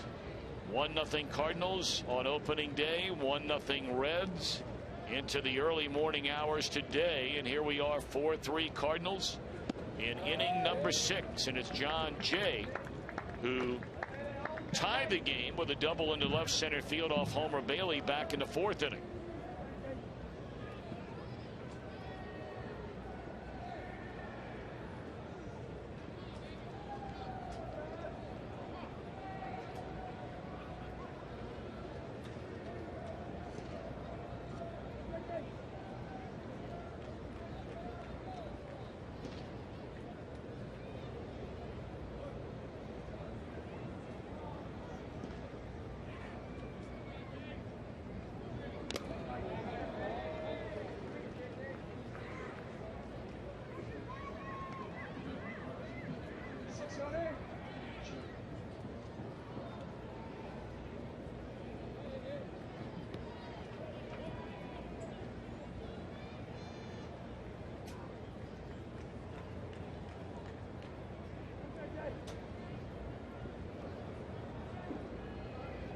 Boy, Cristiani taking a long look in at Tucker Barnhart. They spent most of the year together last year at AAA Louisville, and that one swung on and fouled out of play. Yeah, they've seen each other a lot, worked with each other, so there should be some familiarity. Cristiani has been a mainstay in that bullpen each of the last 3 seasons in Louisville, and of course that was Tucker's first year at AAA last year.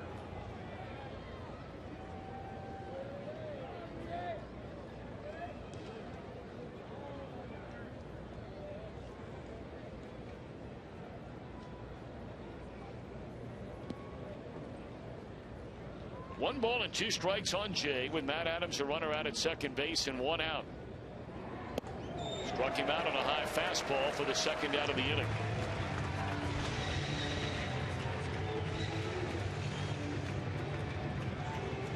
And the day is indeed over for Lance Lynn. He goes the front 5, surviving a 3-run first, a bases loaded 1 out jam in the third, 2-on 2-out jam, retiring Jay Bruce to end the 4th. And his final inning, his only perfect inning.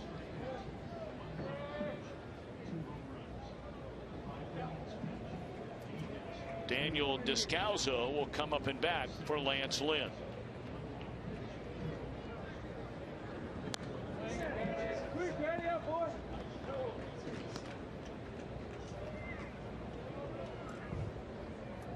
.170, 107 pitches, 75 of those strikes for Lance Lynn, and this is his first start of 2014 after winning 15 a year ago. Struck out 7, walked only 1.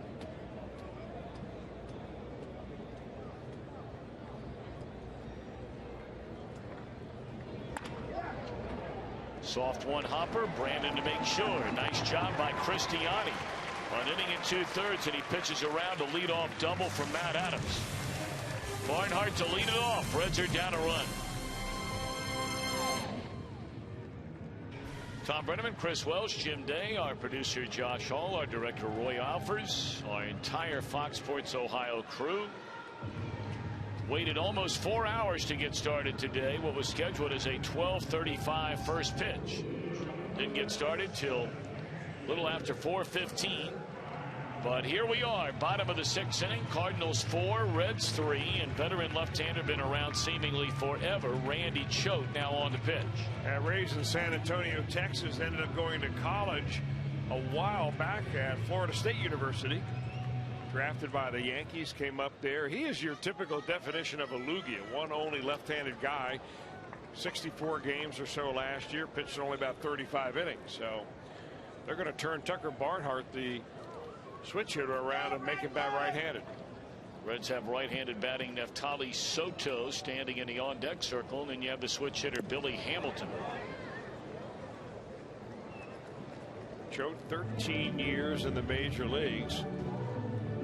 A lifetime record of 13 wins and 12 losses. So those lefty specialists don't usually get decisions.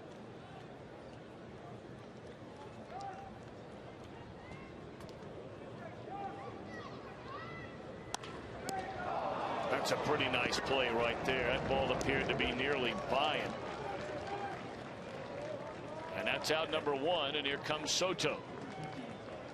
Well by Barnhart, right back through the box. You're thinking, hey, if I do that enough, I'm going to get my base hits. And Choate just reaches out there and snags it before it gets by him.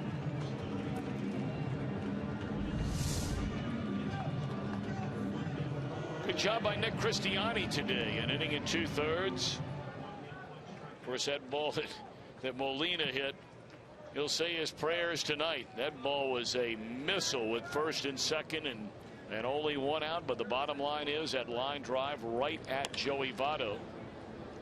An inning-ending double play, pitched around the leadoff double by Adams in the 6th, so a job well done. Well, you know what Nick may say to that? He say, hey, they've had a guy with a glove out there for 160 years. And he'd be right.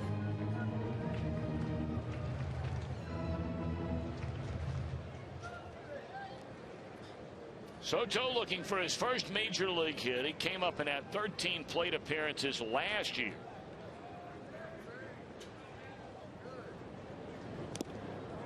And he's behind 0-2. It should be noted Pete Rose, who had more hits than any man who ever played the game, did not have a hit his first 16 plate appearances as a major leaguer. After that, it became real tough to get him out. It sure did.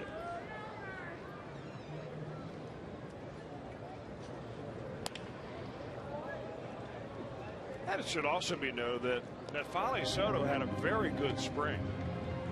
I mean, he lashed the ball all over the place.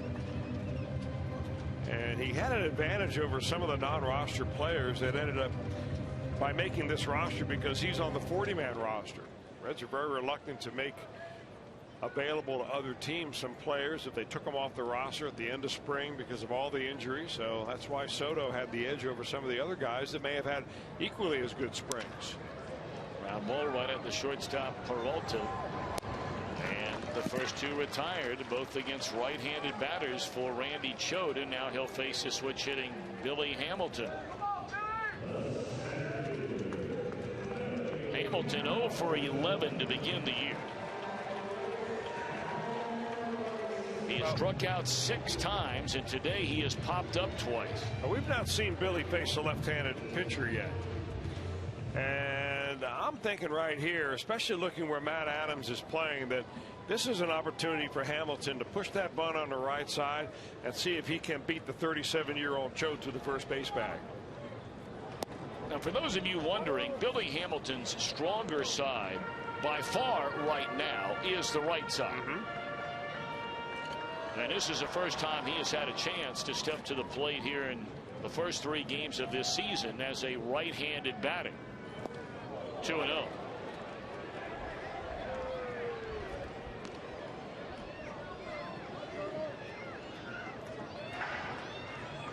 You know, there are some teams that have discussed the defense on Hamilton on the right side, putting that first baseman a lot closer to the first base line, saying, hey, do not come and field the ball unless it's right down the line, because Hamilton will beat most pitchers to the first base bag.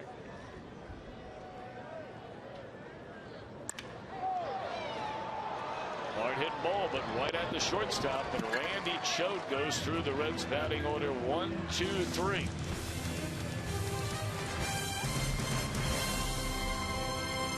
Very cool feature.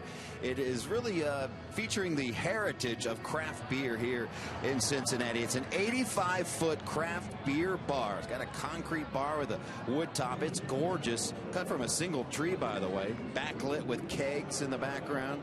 Boasts 60 taps, 23 craft beers, both local and regional. And they call it the Reds Brewery District. Now, the other day when they opened this bad boy, checked out Twitter and saw a particular picture on Twitter, and it involves Christopher Welsh. Now, I've seen guys take advantage of situations before, but this one might cut the cake here. Rumor has it that Chris Welsh got the first pour out of this new bar. Taking advantage of the situation as always. Chris Welsh, can you verify this? That is no rumor. That is complete and absolute fact. Good for you. And let me tell you what, it tasted mighty good. I just wish I'd had more time so I could have sampled each and every one of those craft brews. Of course, Cincinnati, Ohio is one of the great traditions of micro brewing and brewing history. Christian Moorline, of course, through the years, and all the great beers, Little Kings, and going back to Hudipole and Wiedemann and all those. And now with all these micro brews, saw one of those out at 50 West. You and I have been out there off of Route 50 going out east part of town. Mad Tree Brewery, Rheingeist. I mean, we're wrong by not knowing all of them, but I can tell you that is maybe the epicenter of fun for me in the ballpark. I just wish that during that 4-hour rain delay I had remembered that it was there. Trevor Bell now on the pitch for the Reds, and he has fallen behind Matt Carpenter immediately. Now, even if you don't like craft beer, go by and take a look at the mahogany top of that bar. I mean, it is absolutely beautiful. Trevor Bell, 27 years old. He is pitching in the major leagues for the first time since 2011.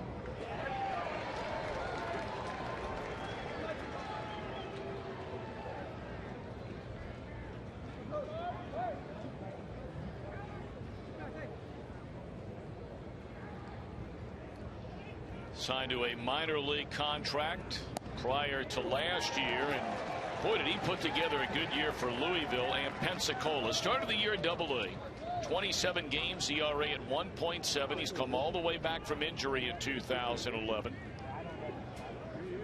Pitched his final 3 games of the year at Louisville, and he just missed on that 3-2 pitch, and he has walked the leadoff man. Again, pitching for the first time in the big leagues in 3 years.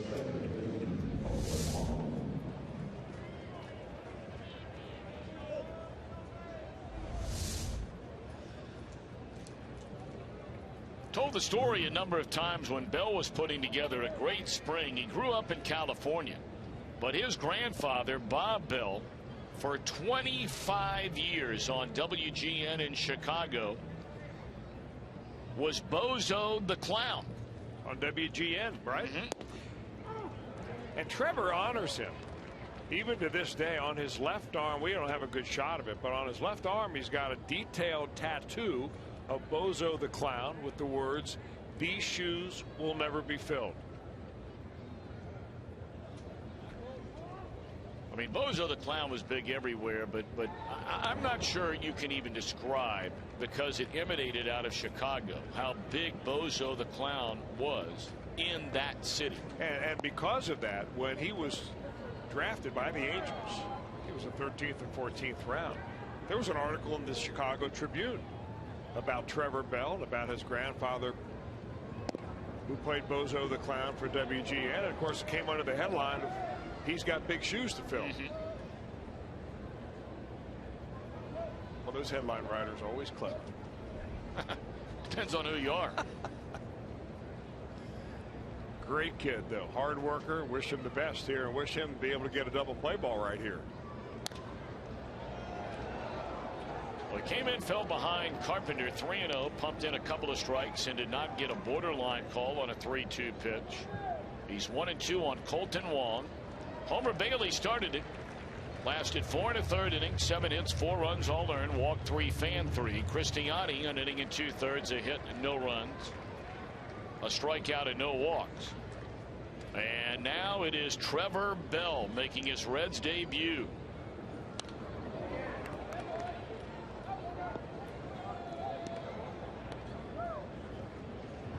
One of the biggest at-bats of this game was the walk when it was tied at 3-3 to Colton Wong in that 5th inning. Bailey retired Matt Carpenter to start it, but then walked Colton Wong, and Wong scored the go-ahead run on the double by Matt Holliday.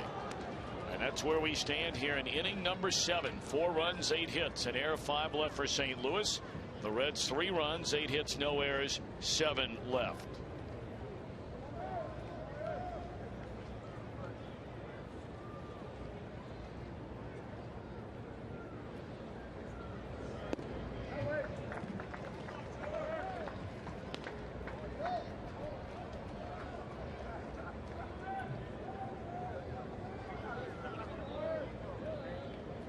Brian Price made it very clear, without having to come out and say it so directly and succinctly, but you don't have to read between the lines or anything else. If you don't throw strikes, you will not pitch for the Reds. Runner going on a 3-2 pitch, and it's fouled out of play.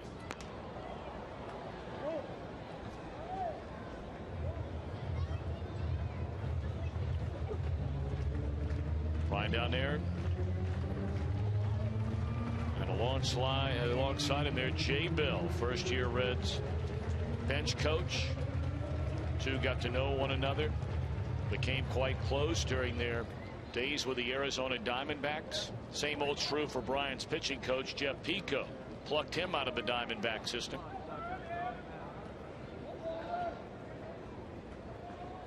Jay Bell had an outstanding major league career. Boy, what a good player he was. And Bell has walked the first 2 batters in the inning. Well, it's really the only thing that a manager cannot manage around, which is base on balls given up by his pitching staff. If you see a guy getting hit around, or if you don't like the matchups, if you know he's going to throw strikes, you can get guys in there in the matchups that you want. But the great unknown is wildness.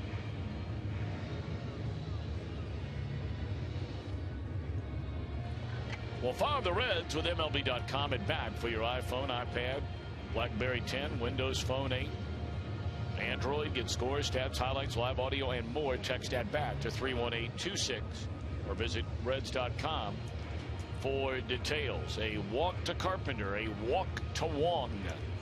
And now it'll be Matt Holliday after a lengthy visit by Reds pitching coach Jeff Pico.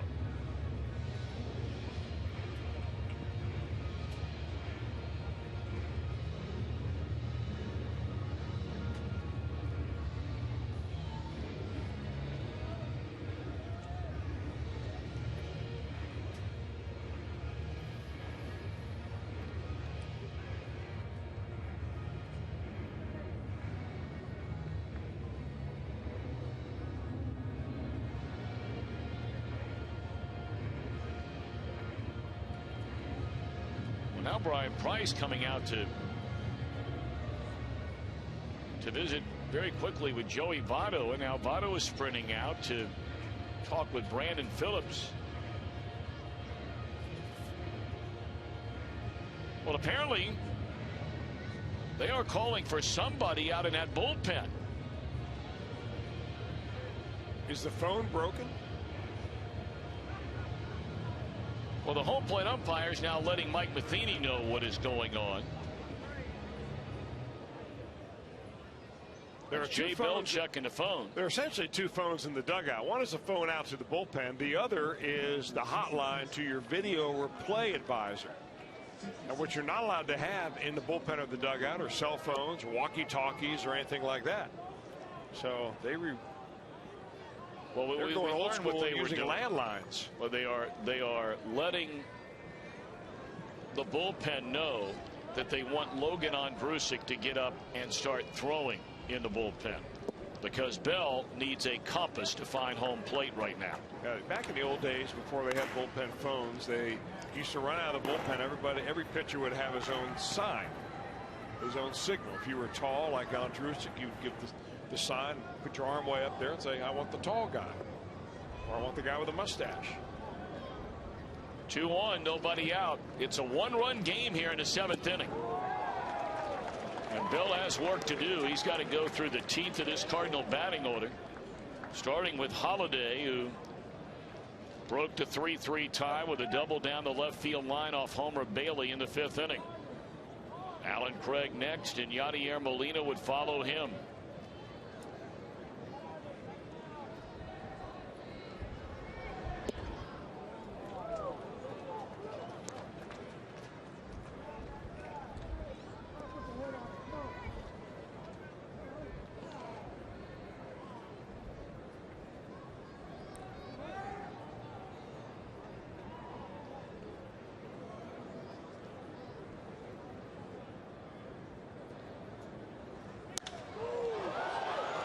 Fly ball well hit into right center field. Billy Hamilton will have it ricochet off his glove. Was that ball caught by Jay Bruce?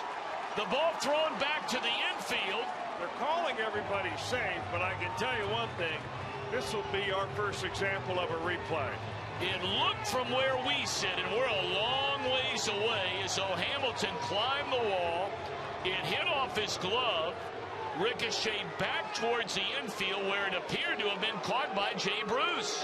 The reaction by Billy Hamilton is the giveaway right there. He believes, watch Hamilton at the very end. Ricocheting off the top of the wall, did not get Hamilton, and then Jay Bruce gloves it. Now they call that safe, meaning that it hit the ground. But Brian Price looking back into the dugout to get a reaction from Jay Bell, who's in contact with the video guy, right? That hit the wall. This is a correct call. The ball never touched at least on our first look. All right, so if it doesn't touch Hamilton, it's a live ball. If it does go off his glove instead of the wall, it would be an out if it was gloved in time. Well, this call has been challenged by Reds manager Brian Price. Yeah, that we see on that extra slow-mo right there. Went right over Hamilton's glove. And a good effort by Jay Bruce, but... Chris, I don't mean to interrupt. We don't know for sure this call is being challenged because from a 7th inning on, it does not need to be challenged. Officially, Brian Price can walk out and suggest to the umpires, do you think you guys ought to have a look at this? So it's up to the umpires to say yes or no. We're going to take a look at it. And they're taking a look at it. Well, the crowd is cheering, apparently looking at a replay. And that's another positive step about replay, as it used to be you couldn't run quote-unquote controversial plays for those of those that had paid their hard-earned money to come into a ballpark and watch a big league game. And they were not allowed to see controversial calls. Now they are. They're looking to see if this is a home run. All right, so there's... So the good news for the Reds, if they get out of this with the best news possible, will be bases loaded and no out in the inning. The worst news they could get would be a 3-run home run by Matt Holliday.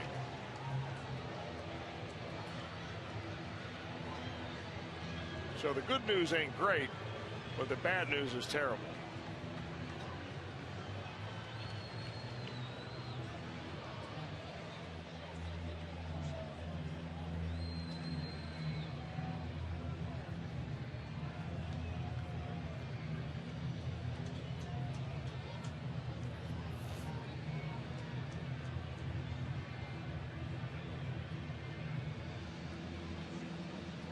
Now the discussion I think Brian Price is having is about the communication from the dugout to the bullpen. Talking with the security guard, who will communicate with the security guard out there, relay who he wants up in the bullpen in order to make a possible pitching change.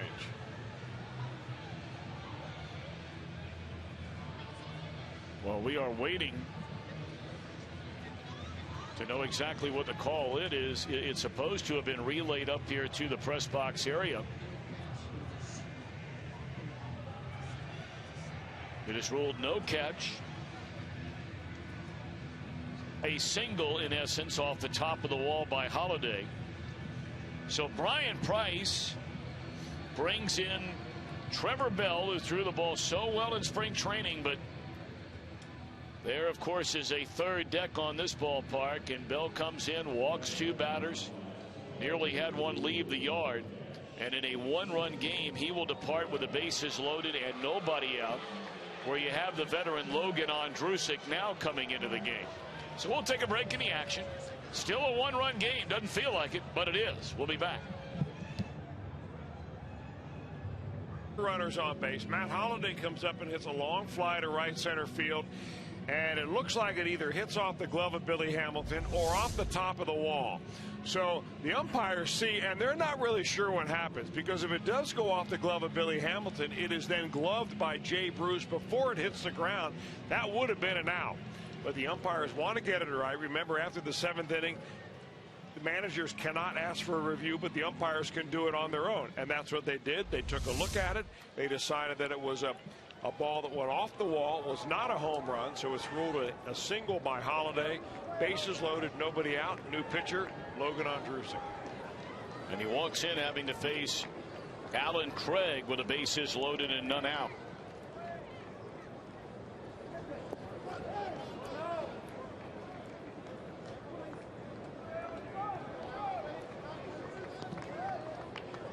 Certainly Brian Price, depending on how all of this plays out, will be asked about it following the ball game. You know, where you bring in tremendously inexperienced pitchers in Cristiani, who did a rock solid job, and Trevor Bell certainly butterflies aplenty, having not pitched in the big leagues for 3 years, and you can understand that. But we have still not seen Sam LeCure in the first 3 games of this year. And this inning began, as it still stands right now, a 1-run ball game in the 7th inning. But Andrusik trying to do what the Cubs were able to do to the Pirates last night, and that's have a bases loaded, nobody out situation and get out of it unscathed. There's a roller foul. Well, it could be, Tom. The Sam LeCure is being held back as the possible closer here. So you need somebody to pitch the 9th inning if you have the lead, and it could be Sam LeCure. Parr has been in 2 games. Hoover pitched an inning last night. Don't know the pitch count on Hoover, but he struck out 2 and walked 1, so probably threw 25 pitches.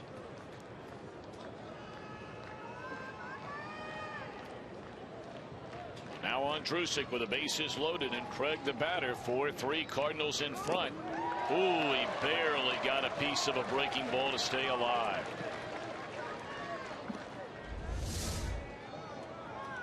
Big hammer of a curveball right there, swung over and barely tapped by Craig. Well, you throw one that good, you ask yourself, can I throw one better on the next pitch, or do I have to go with something else? Bases loaded, nobody out. Andrusik, the 1-2 pitch, came back with another one. And another foul ball by Alan Craig. You know, sometimes the tendency is when you throw as good a breaking ball as you can throw, you come back and try to throw a better one on the next one. That's the one you hang because you're trying to snap it off so much. Andrusik, nice job keeping it down and out of the zone.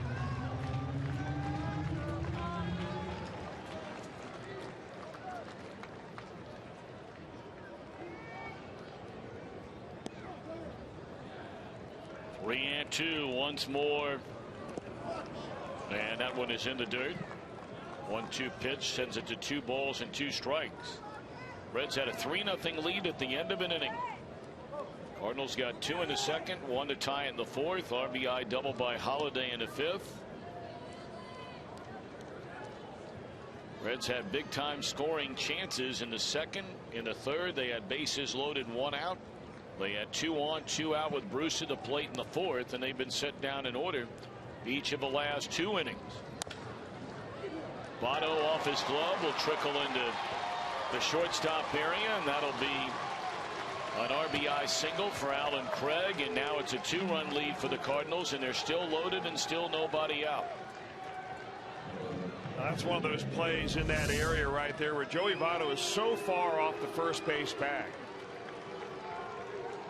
that he's in an area where you can see that Brandon Phillips probably could have made that play, although would not have been able to get a lead runner.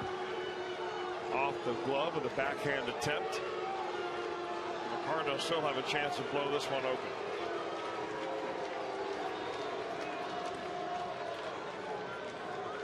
Molina lined into a double play, ending the 5th inning.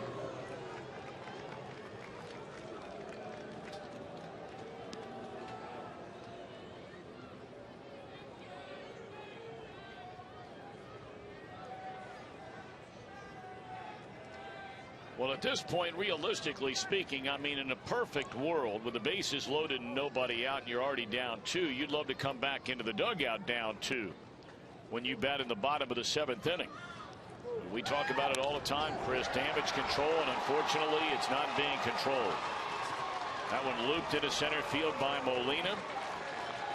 The first 2 batters walked in the inning by Bell, and both of them score, and they're still loaded. And the Cardinals with a 3-run lead.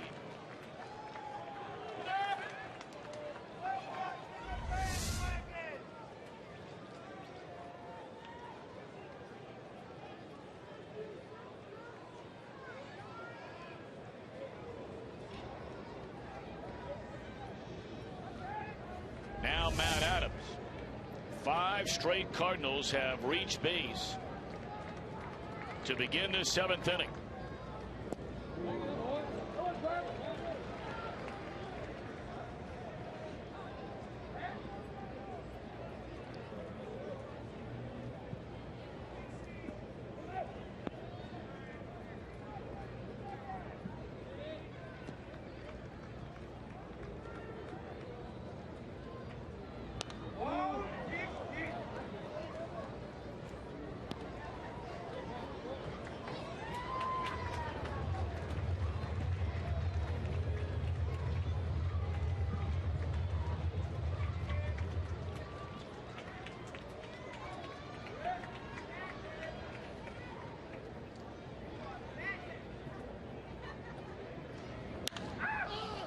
Straight up in the air. This should be the first out of the inning.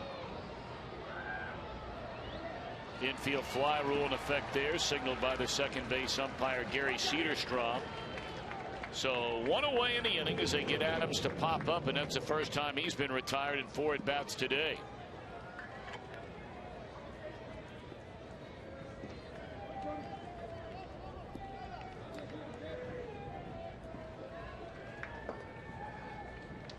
You know, we were starting to make the point that if you could find a way to get back in the dugout at the time only down 2, of course you'd take it. But even coming back into the dugout down 3, you would take that.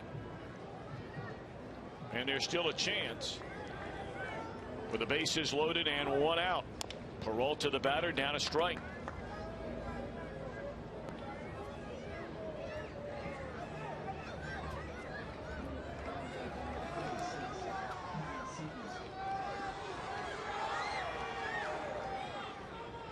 Mike Matheny thinking about going for the jugular in this one. He's had Kevin Seager's pitch in each of the first 2 games of this series, and he is revving him up to come on to face Votto and Bruce in the bottom of the 7th inning.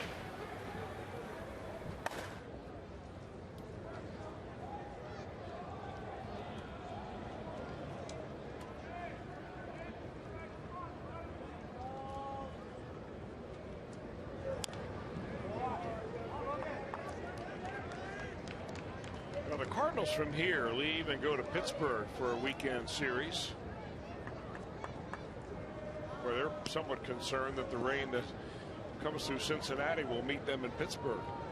Reds are thinking the same thing. After this game, they will head to New York to play the Mets for 3.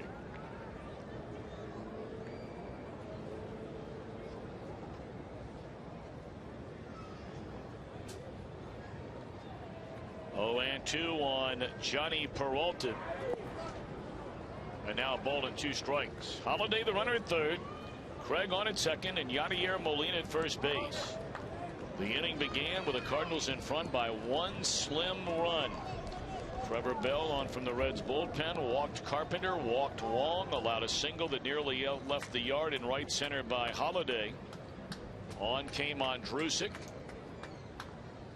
Allowed an infield hit to knock in a run, a little broken bat flare to knock in a run, got an out, and now he's 2-2 on Johnny Peralta.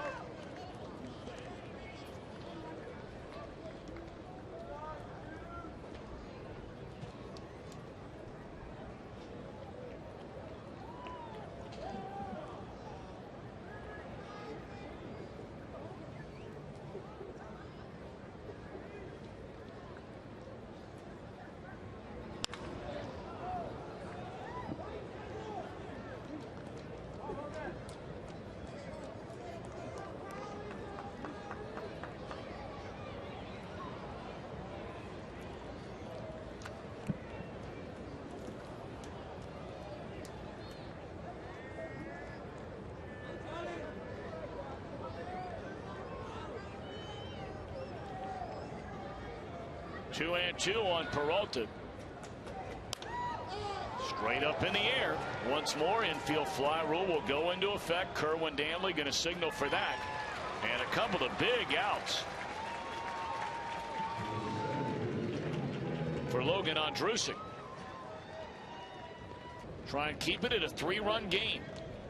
Reds have Phillips, Votto, Bruce coming up in the bottom of the 7th inning. We still have a long way to go in this one. Reds have at least 3 more cracks at him.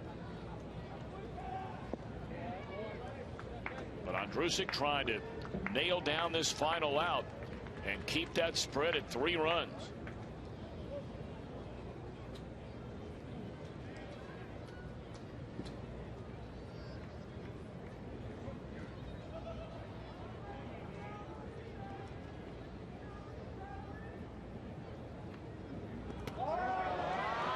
It'll now go to a 4-run lead on the wild pitch by Andrusik. That was as wild as you can get. That gave Tucker Barnhart just no chance at all to try to block it. That barely made it to the dirt.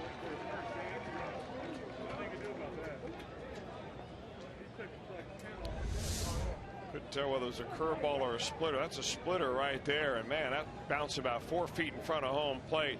As a catcher, you're just hoping it comes right at you and you can knock it down.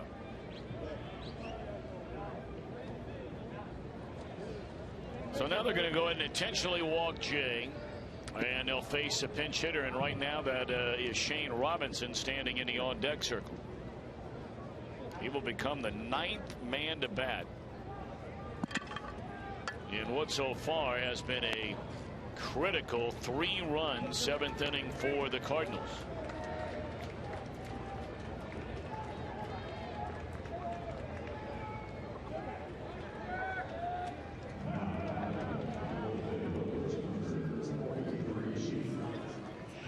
Saw Shane Robinson hit the ball very hard last night. Sinking line drive and a very nice catch made in the outfield by Ryan Ludwig.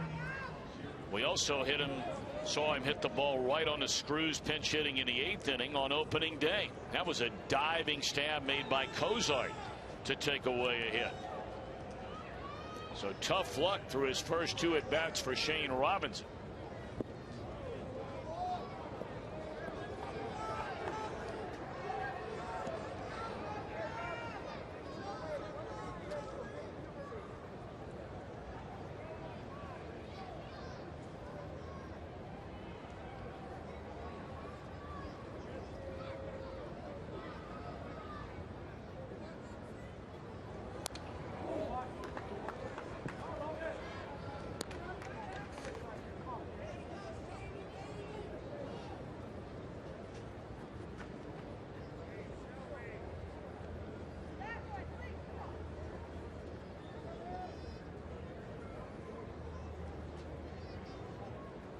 Seven runs, 11 hits for the Cardinals, 3 runs and 8 hits for the Reds.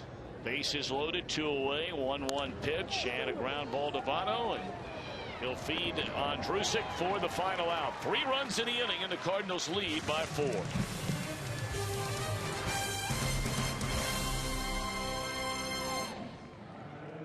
Jay Bruce, a 2-run home run in the first inning. Make it 2-0. The very next batter, Todd Frazier, way back into the upper deck in left field. Reds were off and running out to a 3-0 lead. But the very next half inning, 2-out single by Adams, 2-run home run by Peralta. Got the Cardinals within a run. They tied it in the 4th inning. Then Holiday broke the tie after a 1-out walk to Wong.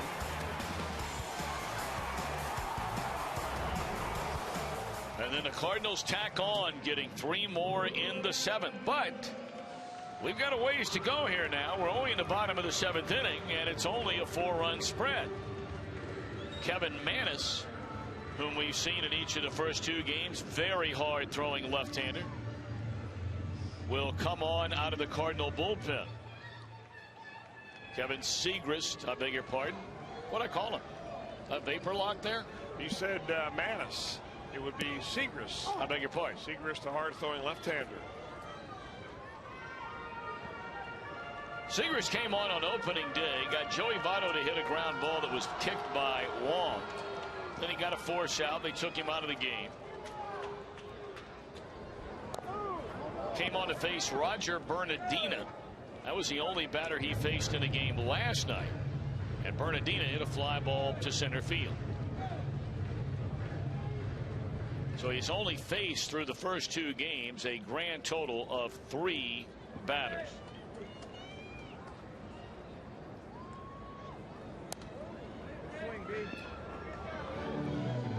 Well, you go back to last season, and this young man, boy, did he finish the year strong, coming all the way up to the big leagues. And before you knew it, he was their primary left-handed setup man out of the bullpen. Since July of last year, has not allowed a single run, spanning better than 25 innings.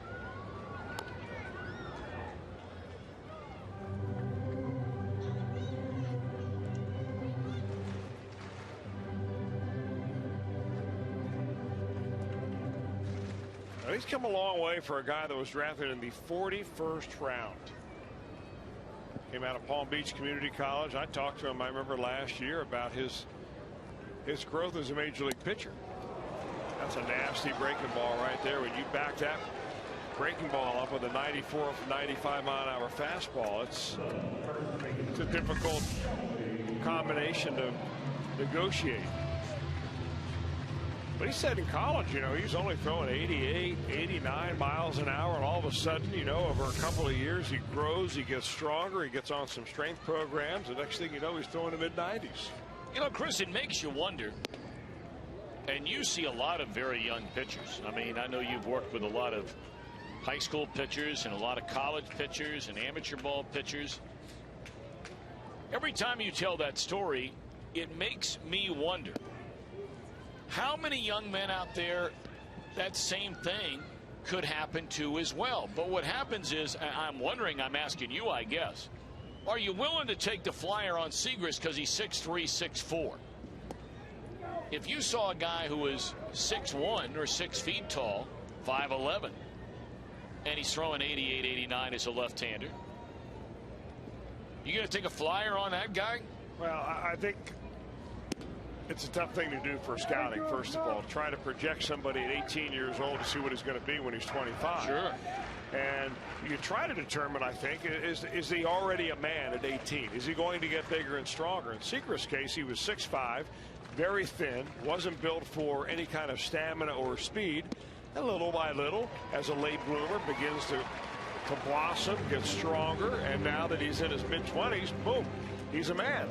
And I think that's where it's so important for young players who are on the verge of giving it up because they haven't gotten any notice. They're coming out of high school and they haven't really grown into being a man yet, but they've been told by all the D1 coaches, hey, you're not good enough, you're not fast enough, you're not strong enough. Well, maybe find somewhere to keep playing, because until you find out how good you are as a man, you never find out. Good advice. Very good advice. From a guy who grew up just like many of you, right here in Cincinnati. Never a hard thrower. In high school, never recruited, nothing like that. Just kind of hang with it. Unlike Jay Bruce, who came out of high school, Beaumont, Texas. All set, I think, to go to Tulane if he decided not to sign a contract. Of course, drafted very high by the Reds, and the rest is history. But still, we've seen Jay Bruce grow over the last few years. Much bigger and stronger now than he was when he broke on the scene, even broke on the scene as a major leaguer.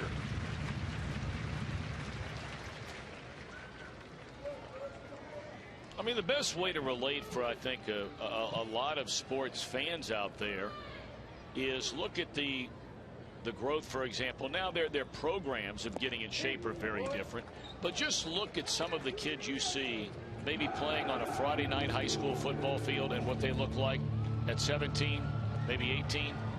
Then if they get the chance to play somewhere in college, take a look at them when they're 23. Same thing happens to a baseball player. If they're able to, as you say, continue to play, you got to grind. You got to work. You never know. Segras is trying to grind right here, and I think he got a couple of words of encouragement from Molina. Been in each of the last 2 ball games. He's had a day off, of course, between Monday and Wednesday.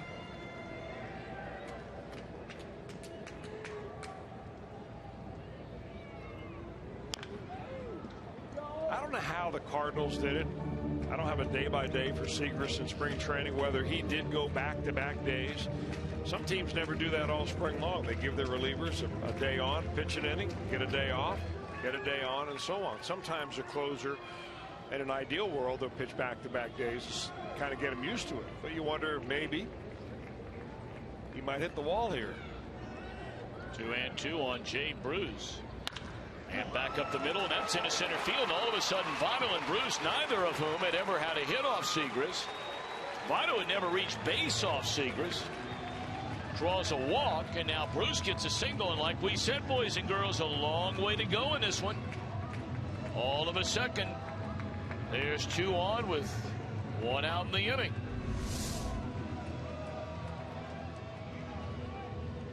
And that's going to be all for Segras. Phantom cam shot of Jay Bruce, single into center field. So they're going to go to the bullpen. Pat Neshek will come on to pitch, a right-hander. Comes from down under to face Todd Frazier. Reds have 2 on, 1 out, down 4 here in the 7th. We're back in a moment. They have not scored since. Neshek spent his entire career in the American League and has had a good, rock-solid career. Comes on out of the Cardinal bullpen. Yeah, most recently last year with the Oakland Athletics, 45 games.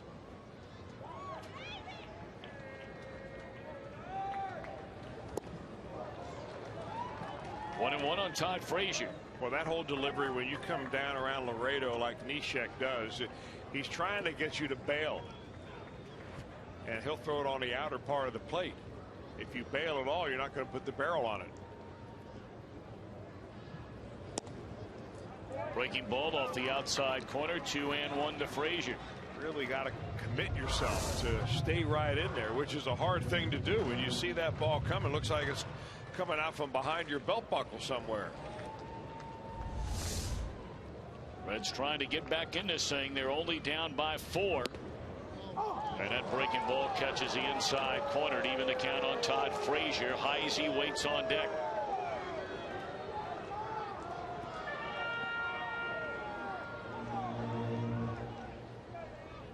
Waited almost 4 hours to get started. We've played well beyond now 3 hours. 3-2 on Todd Frazier. A big pitch coming up.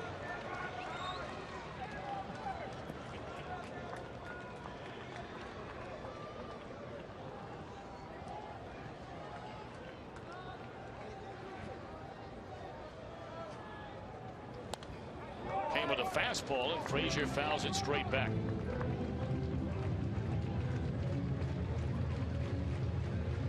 Finals earlier today. Cubs over the Pirates 3-2. How about the start for the Marlins? 8-5 winners over Colorado. Washington beats up the Mets 8-2, and the Giants down to Arizona 8-5. High fly ball into right field. Did he get enough? Oh, did he? Wow.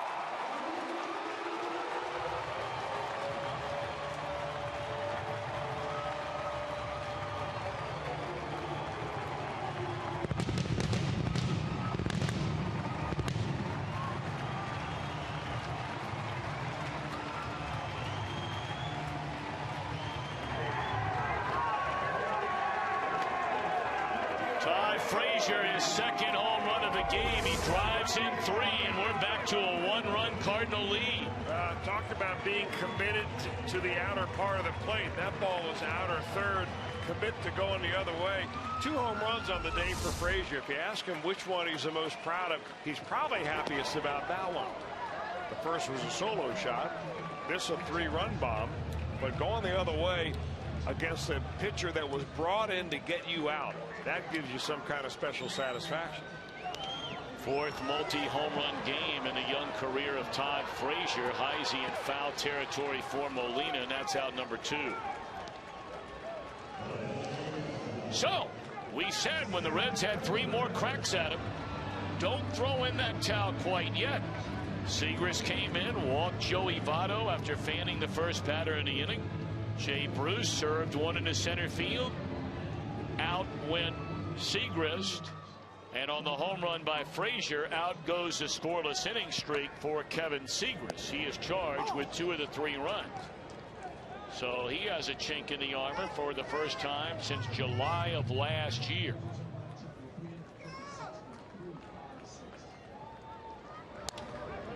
Cozart beat on a fastball. What a play down the line. Look at the big fella. Look at the big fella. He should take a bow.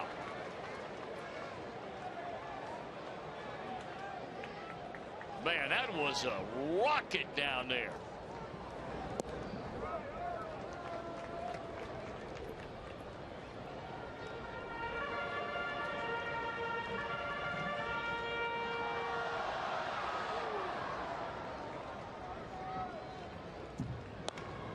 Swung on and fouled off out of play. Give it up to these fans who are here today. I mean, I know they paid their hard-earned money to get in this ballpark, so for a lot of them, not a surprise they would stick around. You don't know if this is the one game they get to go through the entire year. A lot of the youngsters on spring break in and around the area, and Cozart gone swinging, and that'll end the inning. But Frazier plays long ball. We have 2 more at the minimum to go, and the Reds now down a run.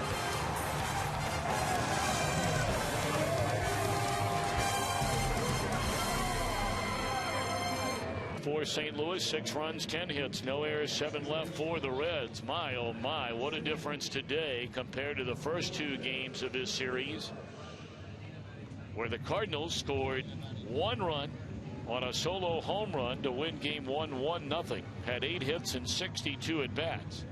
The Reds 1 run that came in the bottom of the 9th inning last night / this morning. 9 hits, 62 at bats. 13 runs, 22 hits for the 2 teams today. Well, if you're thinking about booking your next company meeting, why not come to the Sharp Business Solutions Conference Center right here at Great American Ballpark? Let the Reds give new meaning to your company's breakout session. For more information, call the Reds Special Events Department at 513-765-7065. All right, we've seen Homer Bailey, we've seen Cristiani, we've seen Trevor Bell, we've seen Logan Ondrusek, and now we see Curtis Parch.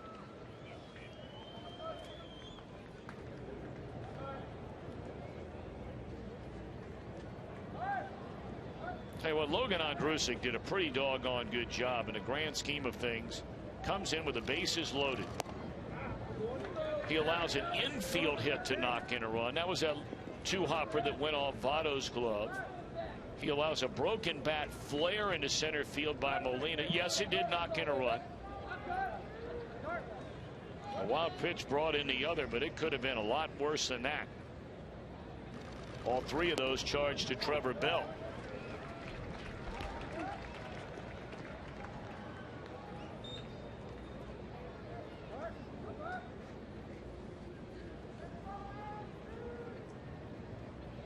Carpenter led off the 7th inning, drawing a walk from Bell, and scored 1 of the 3 runs.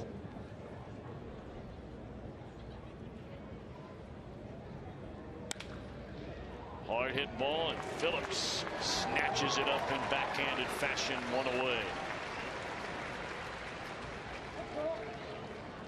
Bernardina now taking over in left field, part of a double switch, which means he will bat second when the Reds bat in the bottom of the 8th inning. So he'll be in that number 9 spot.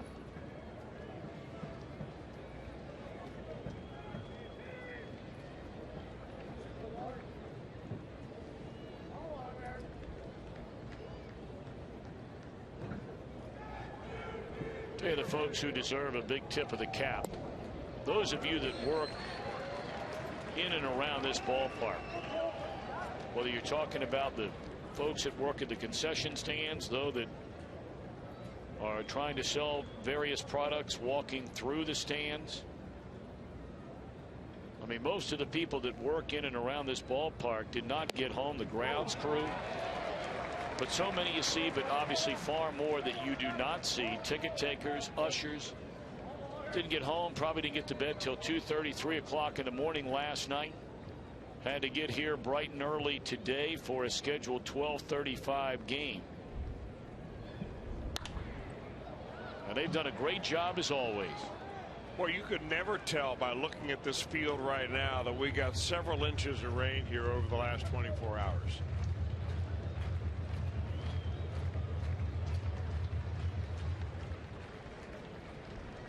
We got a whole different kind of ball game tonight that we had last night or on Monday.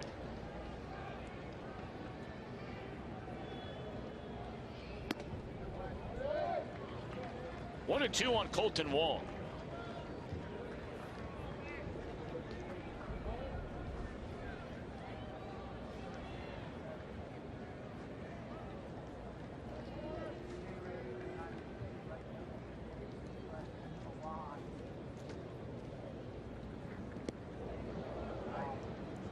For so many of these pitchers, whether you're talking about Trevor Bell or Cristiani or Parch, and it's not taking anything away from any of those guys, and and what they did in spring training. All of them threw the ball exceptionally well.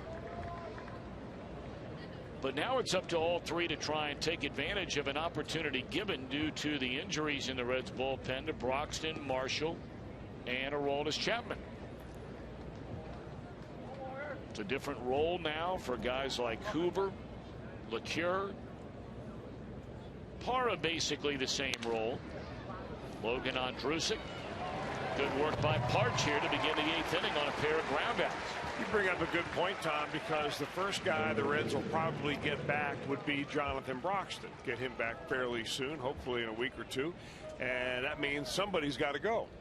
So the guys you've just mentioned, guys like Parch and Cristiani, Trevor Bell, they're kind of in a competition among themselves to outshine the other guys so that when you make one move off the roster, I'm not the guy that gets sent down. Same thing happens when you get Sean Marshall back. Alfredo Simon right now in the starting rotation. He gets moved to the pen. That'll necessitate another subtraction.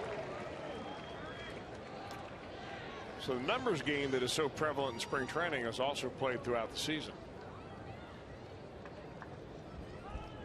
Parch came up through the Red system as a starting pitcher, did not become a full-time reliever until 2012. Got off to a great start last year at Double-A Pensacola. They brought him up to Triple-A Louisville. And he pitched in 14 games for the Reds. He, unfortunately, you may remember, made his major league debut when he walked into a game and was put into a game against a man he faces right now, Matt Holliday, with the bases loaded. That's how you walk into the big leagues. Bases loaded in a game. To face a guy who has put up, quite frankly, as good a numbers as anybody out there the last 10 years in the National League. And Matt Holliday hit a grand slam off Curtis Parch.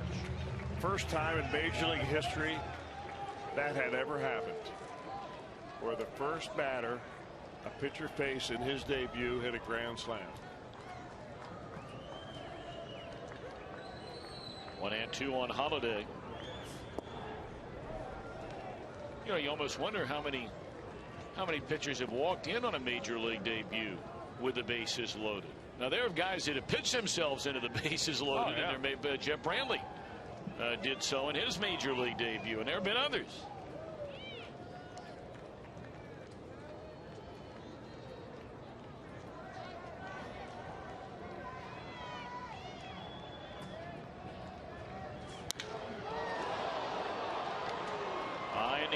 Deep center field, backpedaling Hamilton. Perhaps some of the demons exercise there for Curtis Parch.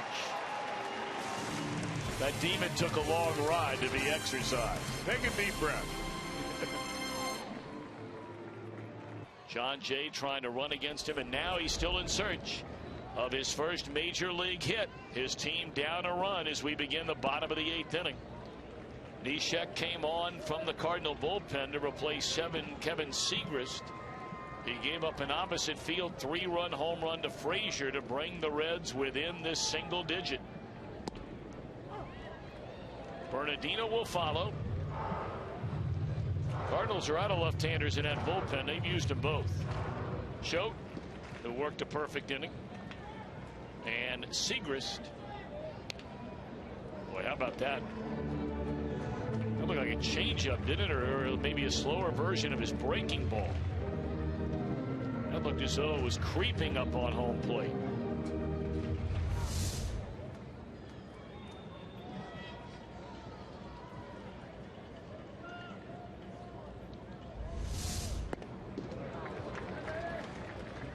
Barnhart out of there on strikes to begin the 8th inning.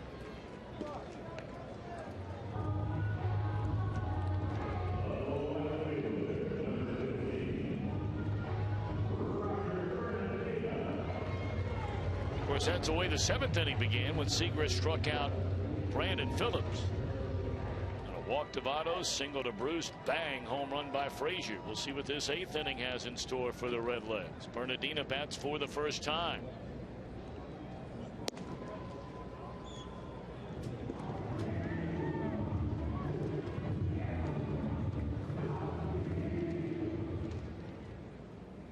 Bernardino 0 for 2, both of them as a pinch hitter on at bat in each of the first 2 games.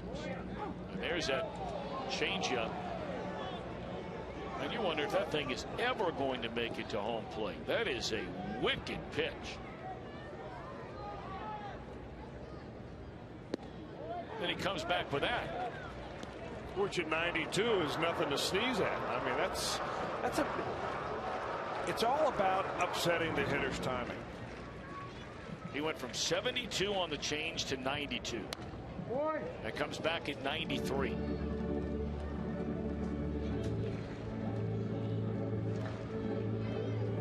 Twice drafted by the Twins. He was drafted out of high school, did not sign, something like the 45th round. So then he ended up going to Butler University over near Indianapolis. There's a slow one again. A Butler Bulldog. Hey, the last time we've seen a pitcher with that big a spread between his fastest pitch and slowest pitches, maybe Bronson Arroyo.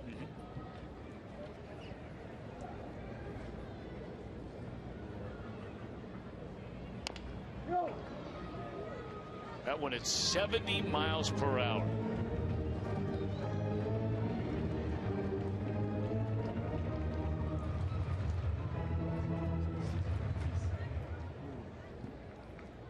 Top of the order, Billy Hamilton due up next. Bernardino, who was so impressive during the spring, trying to get his first hit as a Red. Fastball inside, and the count runs full to Roger Bernardino.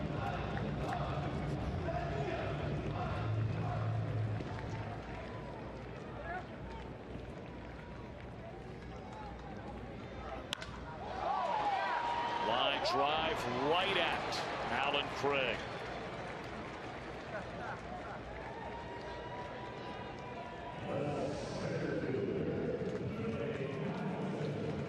Coming up after this one and after every Reds game, Fox Sports Ohio will break it down, bring in the first interviews with Brian Price along with the players.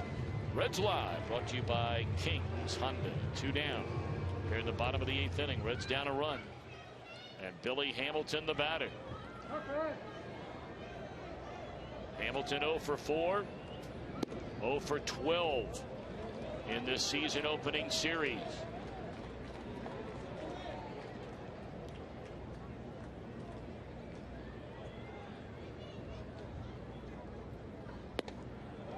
Two and 0.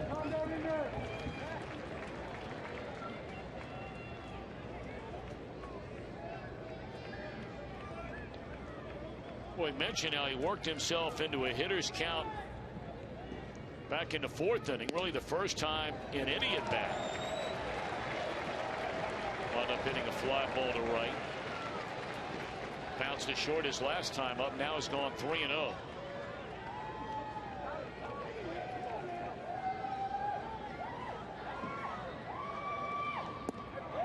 And he is aboard with 2 outs here in the 8th inning.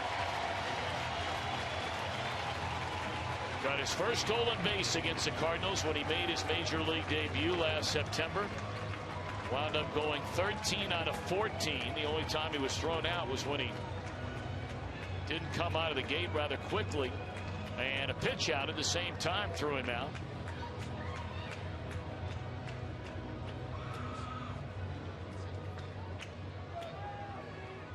That is going to be all for Neshek, as Mike Matheny will come out of the dugout. This will be part of a double switch. Peter Borges comes on to take over in center. John Jay going to move over into left field. And they're going to bring in their closer.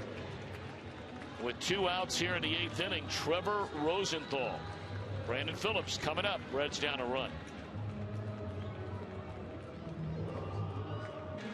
Billy Hamilton on base for the first time this year, drawing a 2-out walk here in the 8th inning. Reds are down a run. Brandon Phillips, the batter. And now on to pitch, the closer of the Cardinals. They're bringing him in here in the 8th inning in a 1-run game. It's hard-throwing right-hander Trevor Rosenthal. And naturally, they're going to pay a lot of attention to Billy Hamilton. Many of you know the story. Hamilton 2 years ago stealing a professional record 155 bases. Well, Rosenthal, 74 games last year, did not give up a stolen base.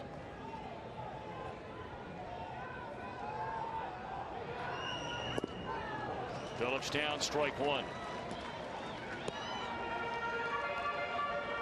Brandon's had some funny swings here today. Struck out swinging in the first, did it again in the second, had a single to left in the fourth, and then struck out against the left-hander Kevin Segrist in the seventh. Hamilton, a huge lead over there at first, and here he goes. And Phillips is down 0-2. Well, I was a little surprised that Phillips swung at the last pitch, not the one he just fouled off, but the first strike that he came up empty on. I'm not sure if Brian Price said go ahead and hack if you like something, or didn't say anything to him. But Hamilton had a pretty good jump on that one.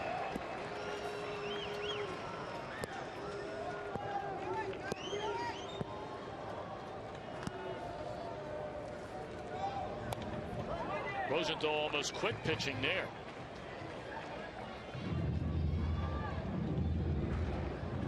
This young man did not save a game for the Cardinals last year until the 157th game of the season. Edward Mujica, their closer, began to stagger towards the end of the year.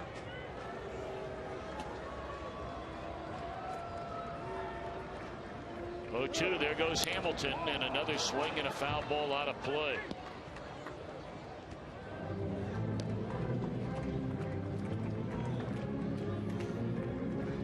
September the 3rd last year, everybody in the park knew Billy Hamilton was going to try and run on Yadier Molina. It was a very special moment. Well ahead of the tag. First stolen base. And the first of 13 in a row to begin his professional career for Billy Hamilton. Reds down a run, 2 outs here in the 8th inning. Hamilton not running. And Phillips, for the 4th time, has struck out swinging. 2nd time in his career he's done that. Go to the 9th. Cardinals up 7-6.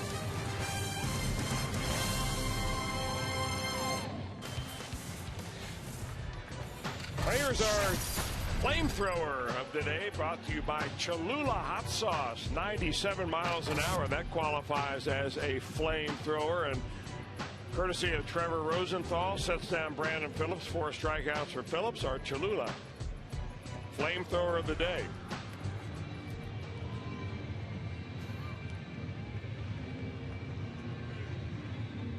All right, Curtis Parch on the pitch in 9th inning. It is a 1-run Cardinal lead, 7-6.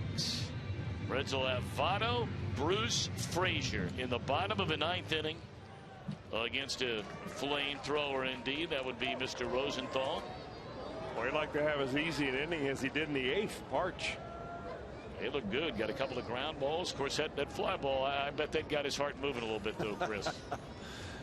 Deepest part of the ballpark, just that little corner there, right? Dead El Centro center field.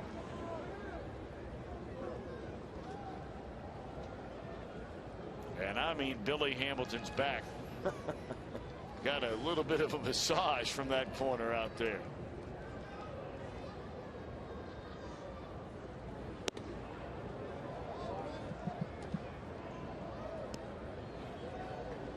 All the Reds runs in this one have scored via the long ball.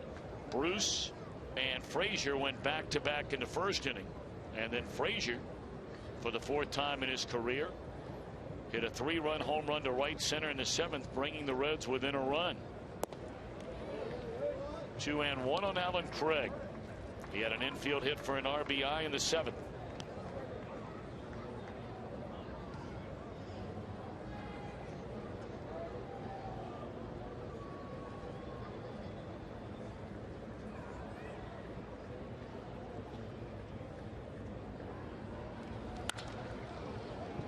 Hopper right at Kozar.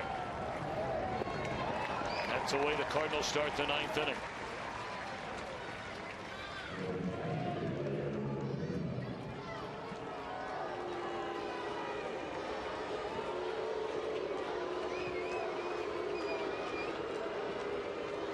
Molina 1 of 4. 3 for 11 in the series. Had the home run that was the game winner, the only run of the game on opening day. Knocked in a run with a single in the 3-run 7th inning here today.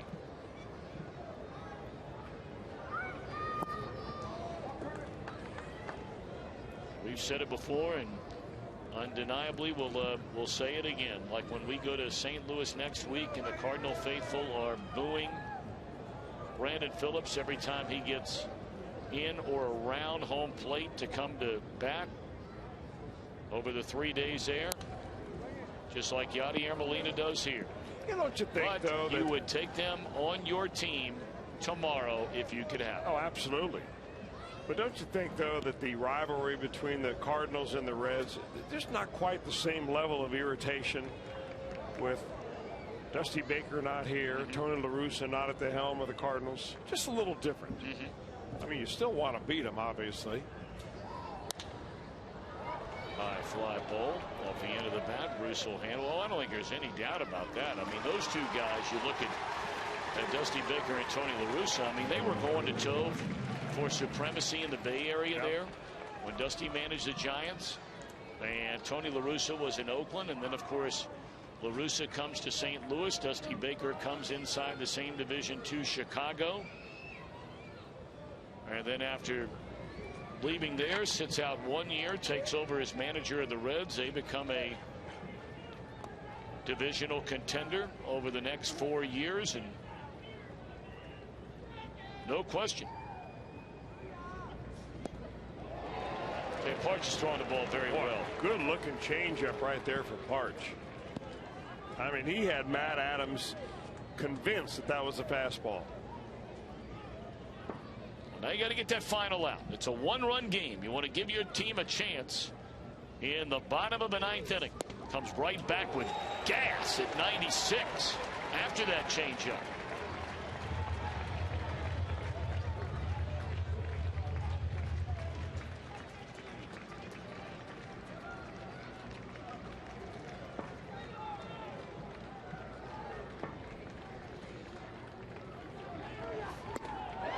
Got him on a fastball at 95. 6 up, 6 down. Well done, Curtis Parch. Here we go. Votto, Bruce, and Frazier, bottom of the 9th. Reds need 1 to tie, 2 to walk off. Rosenthal in the 9th. Jay Bruce hit a 2-run home run in the opening, getting the Reds on the board. These are our Nissan drives, as in plural, of the game. That made it 2-0 Reds. Frazier, the next batter, unloaded to the upper deck, the upper half of the upper deck in left field. But Frazier was just getting warmed up, because in a 7th inning with 2 aboard and the Reds down 4 against Neshek, Frazier dropped one to the seats in right, bringing the Reds within a run. Frazier by far has had the best series of any Red offensively. 2 home runs today, 4 runs batted in, 5 hits, and 10 at-bats in this series. And Votto, a fly ball in the short left field. That'll be the first out here in the 9th inning.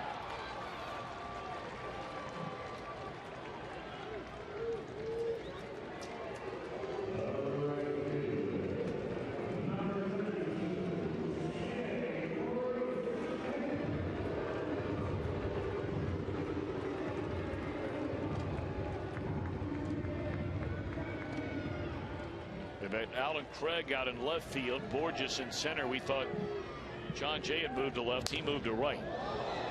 Look out down there. Reds have 2 outs to play with. Rosenthal trying to nail it down, as he did 1-0 for Adam Wainwright on opening day.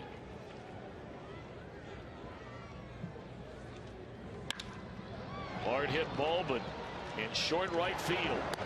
That's out number 2, and the Reds are down to their final out of the game.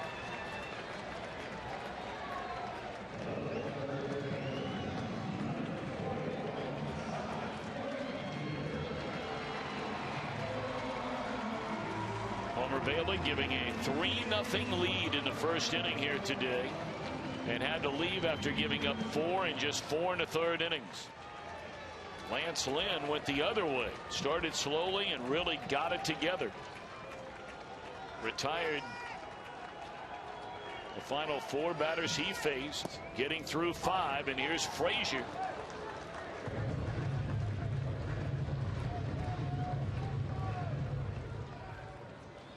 Reds down to their final out of the game.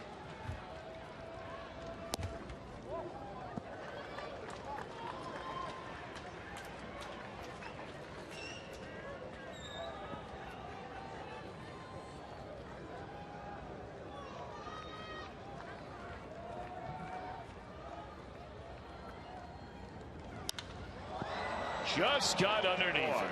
What a good swing, and missed it by a ½ inch. And that is that. Boy, you talk about a competitive opening series of the year. 1-0, 1-0. They split the first 2. The Cardinals win game 3 by a final score of 7-6. And Chris, you just get the feeling watching this series, these 2 teams will be playing some important games as we move forward here in 2014. Well, I think even though the Reds felt like coming into this series they were somewhat undermanned because of what they had on the disabled list. A lot of players on the DL, so they're not at full strength, but nonetheless a very tight series at home. You know, I think it showed something for this Reds ball club, playing a team that was right there in the World Series last year. So you'd like to be on top 7-6. Instead, they're down by 1. But hey, they're on their road after tonight. They're going to head to New York tonight to play the Mets this weekend, and looking forward to that series, Tom. And we'll see you next week. I'll see you next week. Final count 7-6. Reds live.